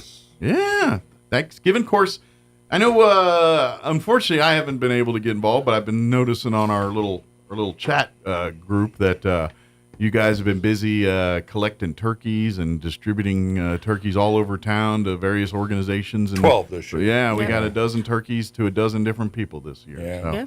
So, and all that is done under the radar. None of y'all probably know if I didn't say anything about it on the radio. That's just the kind of thing we do out here. So I know what y'all did, and I appreciate it. Yeah, so big shout out to Don Weld for distributing those. We give to like the homeless shelters and the women's shelter and Assurance Home and stuff like that, so that people have. And then we get occasionally a few requests here and there, and it's like, okay, we'll get one aside for you as well too. Yeah. So, yeah, but we've done as many as 21 turkeys. We've done as few as 9. Sure. So we did 12 this year. So right in the middle of this year. Yeah. It just depends on the need. Absolutely. Yeah, that's kind of where and I don't know if. I'm not saying it's a bad thing or a good thing or one thing, but with the recent stuff with the flooding and everything that's going on, we still are kind of in that mode of a lot of resources are available for folks that need like that. Family 61 donated. Sort of filling the void where we donated a lot of money to go back east. Yeah. And we sent $6,000-$7,000 back to Georgia, and it was right after we left to go do that. Literally. Yeah, it was almost the day of. The storm chased them out of town, if I remember right. Yeah, pretty much. But the thing is, we didn't have any money to turn around and give to the local community, so we asked for more donations. But Very few of them. Well, the people were spread thin here, but there's a lot more resources. So maybe we, only a dozen turkeys were needed this year because there are, FEMA's Salvation Army. There's still a lot of organizations, heavy in this area doing these kind of things. Which, good. Please get out. I know for folks in need tomorrow. We were talking. I had the interview with Pastor Jim Ridgway. The gig they're doing their Thanksgiving celebration beginning at 11 here on the courthouse lawn. If you have hunger and a mouth and you're human and want to come and be a part of it, that's all you need. Yeah, I mean, it really, there's no requirements, no nothing. You don't need, you just what need if you're to be hungry and you don't have a mouth? Well, then we'll figure another place to put it, I guess. Where they keep it. You actually went there. Well, Okay. I know that the Salvation Army is doing one too. And they are as well too. Yeah. So please, there are resources out there. But but thank you guys for doing that because I know no one really knows about it other than us. Yeah. And so I like to toot those horns every once in a while. Yeah, I still got to deliver some stuffing, but other than that, I think we're about done for Thanksgiving. Ah. Now we're getting ready for Wreaths Across America. I really want to remind people that the deadline to order wreaths is Friday night, 10 p.m. our time. I knew it was coming up, and I'm like, I don't know if it's like today or it's at the end of the Friday, week. Okay. 10 p.m., and that's 12 a.m. East Coast time. So Midnight it's East Coast time. 10 o'clock for us, and we just got to get them all in. We've got only 75 wreaths ordered so far. And So we're a ways from our goal. Well, our goal is 300, and that's it. That's what we got right now. It's Now- about 25% of what's needed. Yeah, if you're not familiar with what we're talking about, here, our American Legion Post family for several years now have sponsored with the organization Wreaths Across America, which is a national veteran-run, veteran-led, veteran-created organization. And it's much bigger now because it goes. A lot of the money they raise go into helping veterans' needs, veterans' issues, things like that. Education. But it started grassroots with really hiring veterans to make wreaths, and the wreaths were then distributed to graves across the country on veterans' graves. They basically charge, I think it's $15 or $17 a wreath. Yep. And for $17, you can sponsor a wreath that will be placed on a grave on a veteran here in Roswell at Memory Lawn Cemetery. And you can go directly to their site. Mm-hmm. It goes through us. Go to roswelllegion.org. Right in the middle of the page, Yeah. there's a link to Wreaths Across America. That way, the wreath will get delivered here. Yeah, that's probably the easiest way to get. Like, you can go to directly to Wreaths Across America, but I invite you to it's easier to save you a few clicks. Go to roswelllegion.org. Like Lee said, go to the middle of the page, click that, and that goes directly to our Wreaths Across America page. So when you click those buttons. And FYI, Family 61 makes zero. No, we see $0 from this. It's a complete pass through. We don't get a nickel of it. We are the straw. Basically, all of our volunteers will go and put it on every veterans' graves, except for the Jewish graves, because the Jewish graves have been specifically requested not to put for religious on them purposes. for religious Obviously, purposes. yeah. That would be kind of rude to put Christmas stuff on a We Jewish need person. to get 300 wreaths out there, and then we usually put one down at the courthouse, and then we put some down at McBride for the more we Army, have, Navy, the more Air places Force, we put them. Marines, all that stuff. But Yeah. you can, at your leisure, do this at home and go to the site, and you can dedicate any or one or all of the wreaths that you buy to a specific person. Yeah, or just and we blanket get a them. notice for that, so we know where it's going to go or what have you. But even if you don't want us to place the wreath, if you want the wreath yourself, if you order it through us, then we know where the wreath will be delivered, so you can pick it up because they deliver them in bulk. Yes, they literally come on a truck. And here in mid-December, I think around the 14th or so. Between the 9th and the 12th. Yeah, somewhere around that time, we'll get a truck come into town with hopefully a couple hundred wreaths on there. Hopefully, Hope so. That would be hopefully nice. 300 of them. So far, it'll only be 75. Yeah, at the moment. But and and once we get those, and then anybody that needs to pick up your wreaths can make arrangements after that, or we'll just place them on the graves on the December 14th. We invite you to come on out and be a part of that too. That's actually, to be honest, I really enjoy that because we get like last year we had quite a few non-Legionnaires come out just to be a part Very of that. nice. And it was very nice to see families just come out and with kids, young, mom and dad with their kids are coming and grabbing it's a great wreaths opportunity and to going teach and your looking kids about patriotism and it's such and honoring the soldiers that have died for your rights. It's a cool moment. So I'll warn you and give you more details as we get close to that date here in December. But in the meantime, and Lee said, like, at your leisure, as long as at your leisure is before 10 p.m. this Friday, go to RoswellLegion.org and you can submit your orders for the wreaths. You can buy 1, 2, I think you can buy 10, 12 at a time. As many as you want. Yeah, but you can do it in one purchase pretty easy and do your thing. And then, like you said, if you want to, like Lee was saying, personalize or whatever, there's opportunities to dedicate, to do all that stuff. If you choose not to do that, you can whiz right past through that and get to the part where they pay it. And it's really easy. You can go through your PayPal, or if you have Apple Pay or whatever your mode of thing. I don't know. Do all that. Wreaths Across America, I think, takes pretty much everything. Yeah, I literally did it on my iPad, and I can Apple Pay it, and boom, boom, boom. It was. And since Nice. my phone was smart enough to remember that stuff, I literally just one-touched it through there, and it was easy as pie. So. Very nice. And then I got an email saying, "Thank you for your support. Here's your wreaths. They were purchased, in fact, purchased." Cool. So it's very easy process. There is a little help thing there, chat thing too, if you do get confused on that stuff. Because I noticed when I got there to check out, there was a little chat bot that comes up and says, "Hey, if I can help you with anything, let me know." And and if you do have, it's a lot more interactive this year. I know it's in the past for when we purchase it through the post, because we do it in bulk. It used to be one click, and now it's like 12. Yeah, they want more information, but you can kind of breeze through it if you want to. But if you want to fill it out, and because if you'd like to get more involved with their organization, there's opportunities that too. If you want to, because I highly recommend while you're there purchasing your wreaths, go ahead and research on them, do your reading, see exactly how I kind of gave you a rough start on how they win. But if you want the more details and all that, it's all at the website. Because it's more than just a holiday thing. It's more than just decorating Yeah. graves. It's honoring, teaching, and educating Absolutely. the country about. And by the way, you can purchase these wreaths at any time. Yeah. To get these wreaths to qualify for this Christmas, we need it by this Friday. You can can buy go it on anytime. Saturday. Throughout the year, you can buy it any time, and it will be. It'll start our applied at tally the for end. next year. So Right. if you miss the deadline, you can go buy 10 next week, and it'll count towards 2025. Correct. Exactly. So, which we appreciate too. Get an early Yeah. jump on that one. But if you want to get in for this year, please Take $17 of your Black Friday money and honor a veteran. Absolutely. We'd appreciate it. And again, RoswellLegion.org. And it gives you bragging rights. Yeah. Absolutely. It does. Well, and it's a really cool thing, and I think this is the kind and I'm not trying to poo-poo on any stuff, but we have we love to wear T-shirts and put ribbons and things on our cars and support our troops and purchase your fancy license plates that I support my troops and do all this stuff.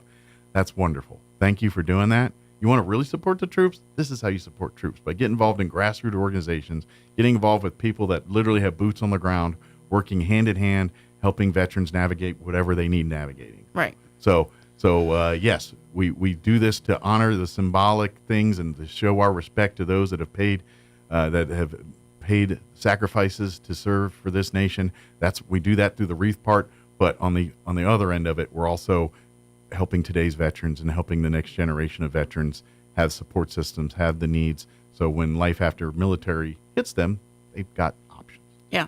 Which, hopefully here soon, the veterans and everybody that's been in Afghanistan and Iraq will start trickling back home. Yep. So they're going to need help more than ever before. Well, and this is something we were just talking about this last month, Lee, with the Legionnaires and stuff. American Legion, VFW, nationally, we're shifting gears because our veterans now, the ones that they're not 50, 60.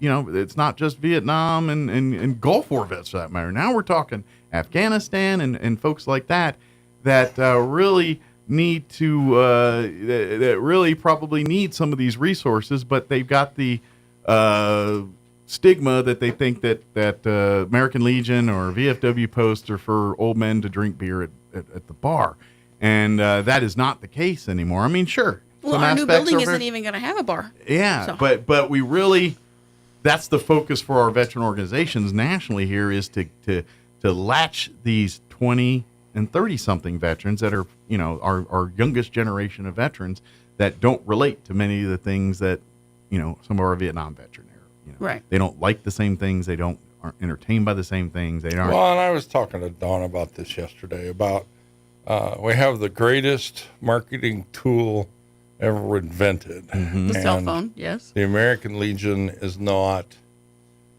well, National is starting to do it a little bit, but we're not doing anything because we're a bunch of old people. So that's why I wasn't going to say I told Dawn that we need to throw a few dollars at this and maybe develop an app or a service or something. But we need that because if you don't have that, nobody listens anymore. Exactly. I mean, and that's besides, they're all staring at their phone anyway. Might as well read something patriotic. So. Or put them, exactly. But so you're going to evolve. Like I would venture a guess that 10, 50, as maybe, and you probably already see it in bigger cities. You step into an American Legion post or a VFW post, you might see a gaming center. Yeah, like we're planning on building one. Yeah, I mean this is what what your American Legions and your VFWs are evolving to these more, because they are the social element of American Legion is very much part of that. That's one of the main functions. We're a service organization. The traditional VFW American Legion has always been a bar.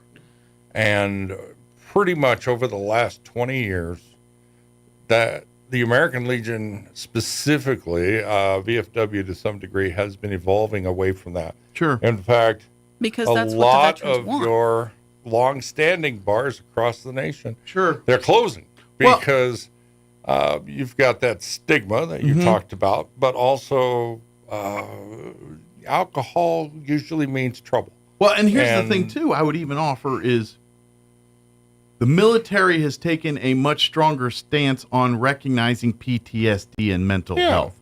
Prior to that, you know how we fixed it? You sat at the bar and drank your problems away. Yeah. And because we're evolving away from that, I think, yes, because I think we're learning and we're getting better and saying, no, the worst thing you do is stew in your problems in the bar. We need to tackle this. We need to figure out a way to deal with it. I realize that's how the greatest generation did that was you suck it up, buttercup, and have a couple of beers and go home and beat your wife. So I think part of that's that, too. I think there's a little of that in there, too. It's like, hey, this may not be the best vehicle to serve the needs of our veterans. Right. So that's why we're evolving. Yeah. But the greatest generation built this country from the ground up, as far as I'm concerned, from the industrial age on.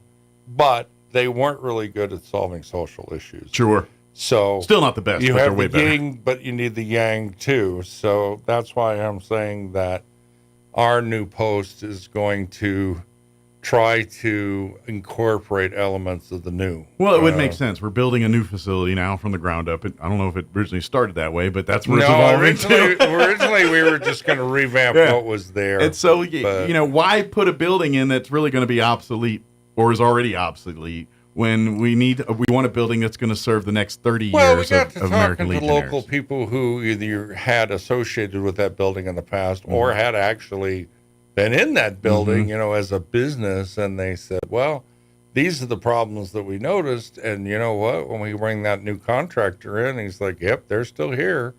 So it became moot because to fix the old problems was going to cost more than just tearing it down and starting over, and that's what we're going to do. This is why they tell you can't paint over mold. It will come back. Is this the same kind of... Well, and we're coming back... Same theory here.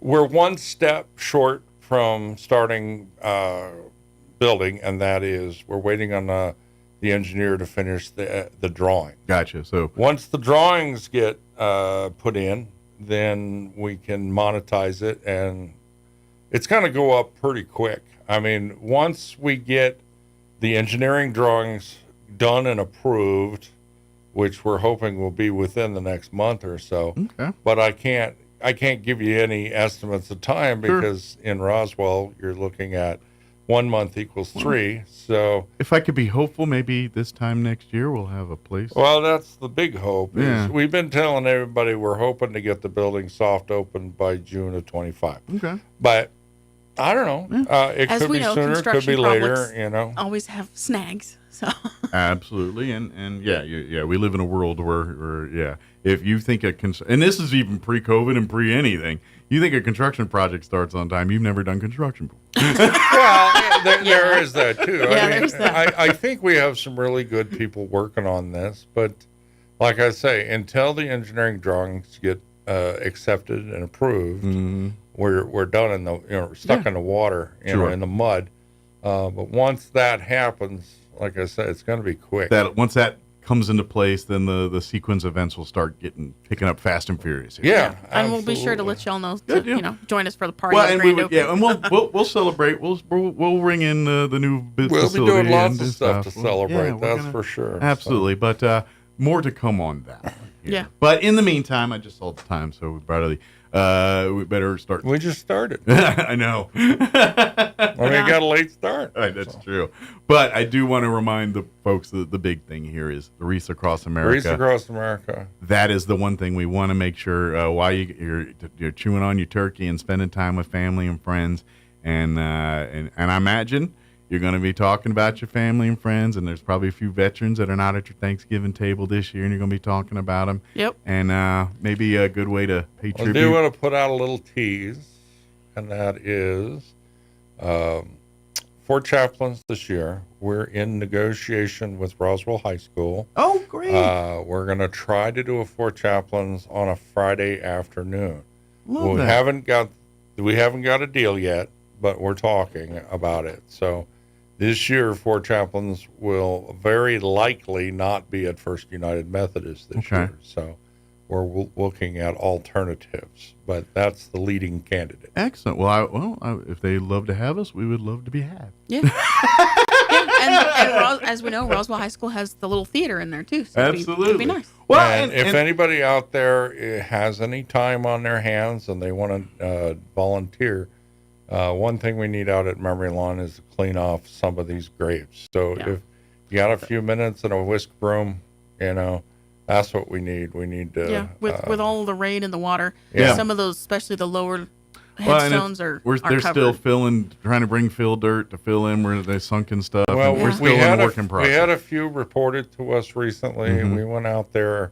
We had a burial on, what was it, Wednesday last week? I can't remember. Anyway, we did some filling. A couple of the reported graves, we did do some filling. So we're working on it fast and furious. The problem is it's all 100% volunteer that does all Well, not this. only that, but we have to wait until the ground is firm enough that we can actually get out there with heavy equipment. And, you can do more damage and do good by going to try Right. to fix it. You create, by filling one hole, you created three more. or you fall into the one you're trying to fix. That is a Well, the the other reality. thing I'm happy to announce is we have got a full-time Cub Master coming on board. Yes. So Cub Scout Pack will Pack be 61 be coming back here pretty soon. We're gonna have someone that Bring us your children. entertain. Yeah, we're gonna have good something at it, too. entertaining. Yeah. So Yeah. she was a teacher, so she knows how to deal with children of that age group and knows how to prepare a lesson plan and stuff. So.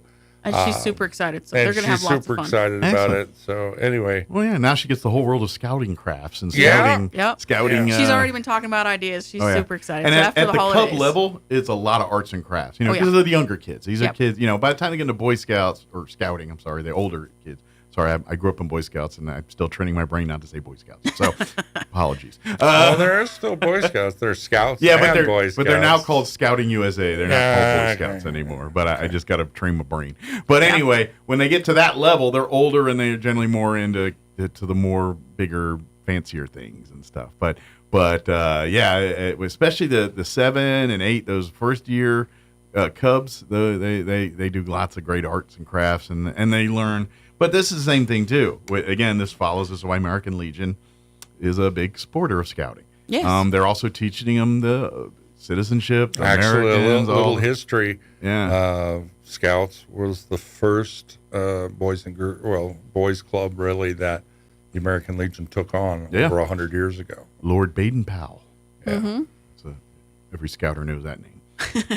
But he's the founder of scouting. Lord Yeah. Baden-Powell. But anyway, So yeah, it's just a telling great you thing. that we're going to be doing that. We realize November, December is really poor months for recruiting, but sometime. Well, I don't know. If you're sitting around your Thanksgiving table and your kids are driving you crazy and they're bored out of their mind, consider scouting.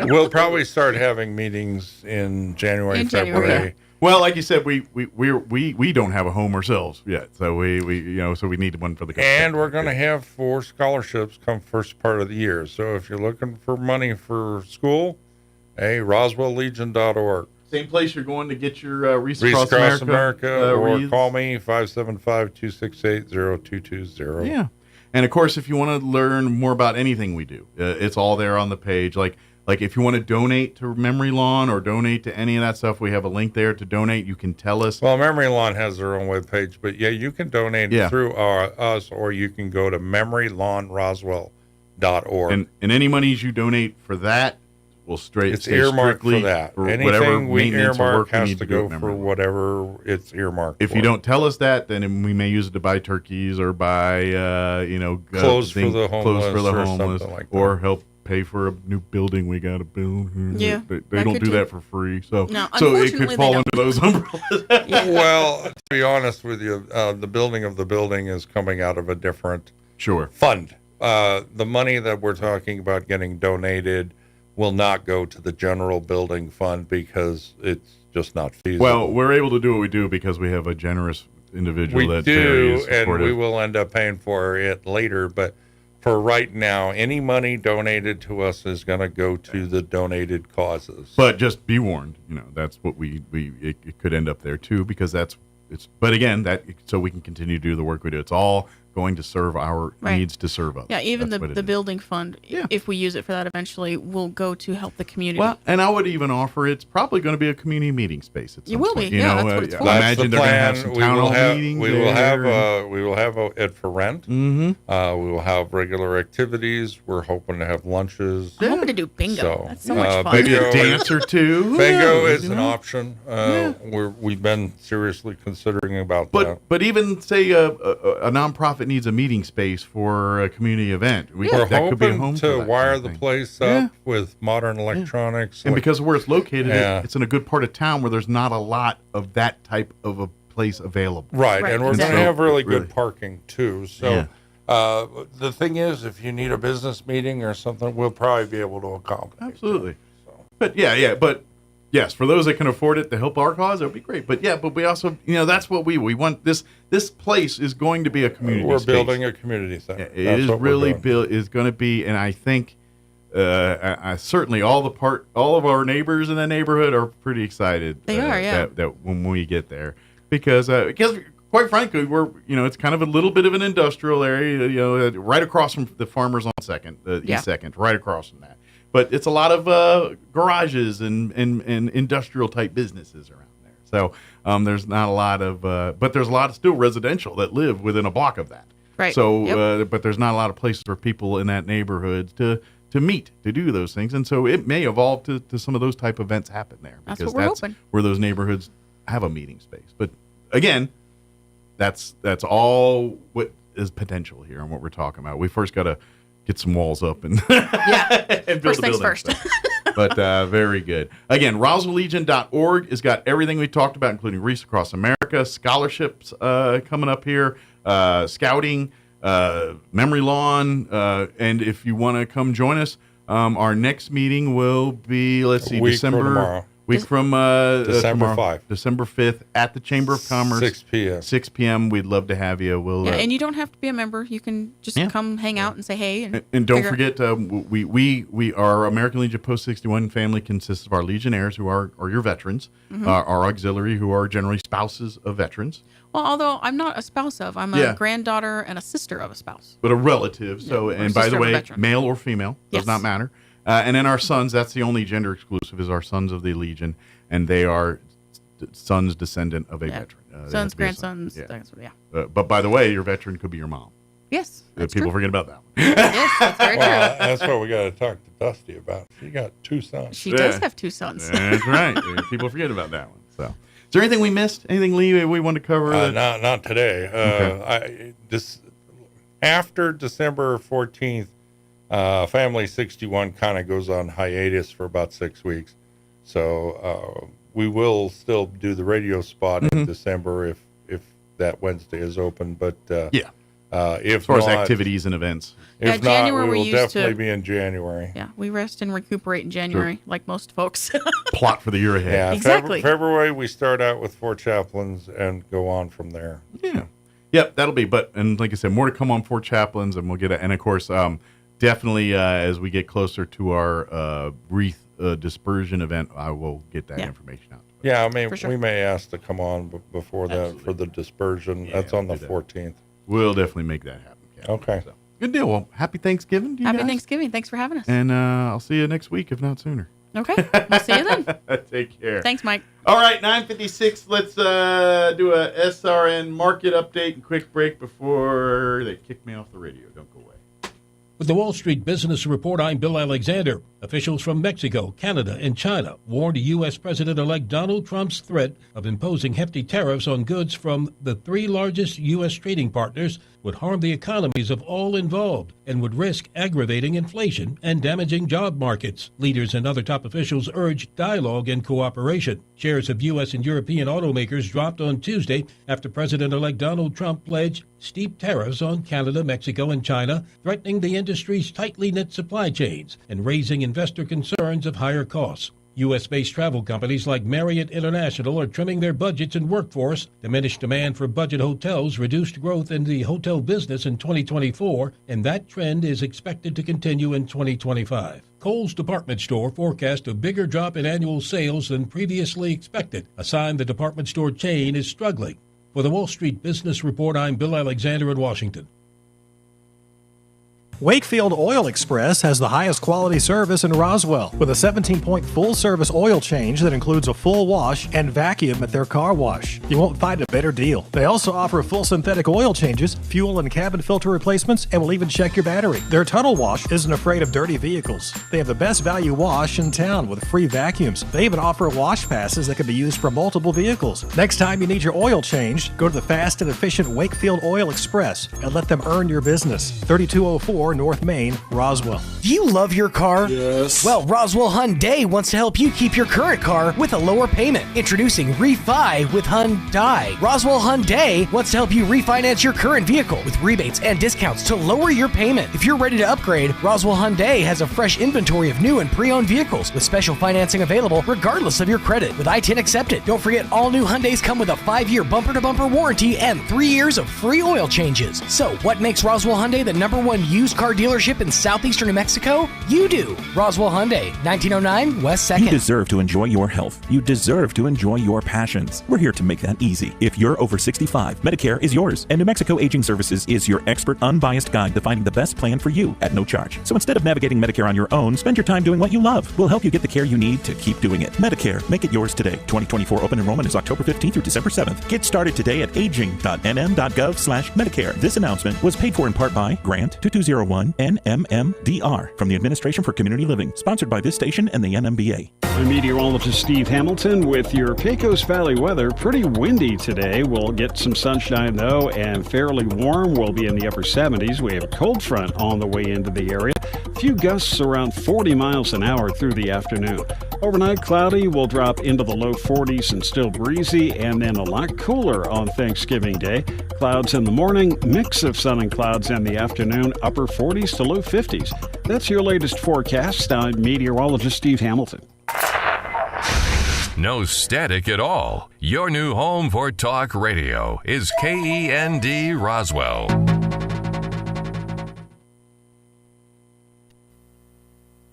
And that's going to do it for us. Have an amazing Thanksgiving holiday. We'll talk to you bright and early Monday morning with a new show. Take care, everybody. We'll talk to you then.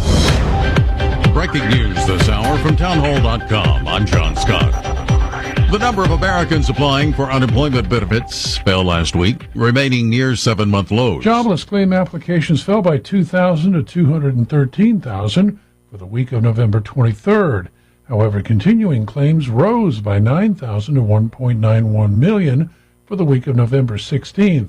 While the number of new people applying for jobless aid each week remains at historically healthy levels, Some who are receiving benefits are finding it harder to land new jobs. Correspondent Jeremy House. The American economy expanded at a healthy 2.8% annual pace from July through September on strong consumer spending and a surge in exports. The Commerce Department reported that growth in U.S. gross domestic product did slow from the April to July rate of 3%. Also at townhall.com, correspondent Joe Fetterman reports that the ceasefire deal between Israel and Lebanon does not guarantee a ceasefire in Gaza. Biden says he hopes to use the momentum from this deal in Lebanon to relaunch a last-ditch diplomatic push aimed at ending that war in Gaza. But already, Netanyahu is signaling resistance. He says that Israel will continue with its campaign in Gaza until it destroys the Hamas militant group. That does not bode well for Biden's diplomatic initiative, and it also signals continued uncertainty for the people of Gaza and the families of dozens of Israeli hostages being held there. If it does hold, the ceasefire would bring an end to nearly 14 months of fighting between Israel and Hezbollah. South Korea's president has met a visiting Ukraine delegation and called for a joint response to the threat posed by North Korea's recent dispatch of more than 10,000 soldiers to support Russia's war against Ukraine. Stocks are lower, the Dow dropping 27 points, the Nasdaq off 202.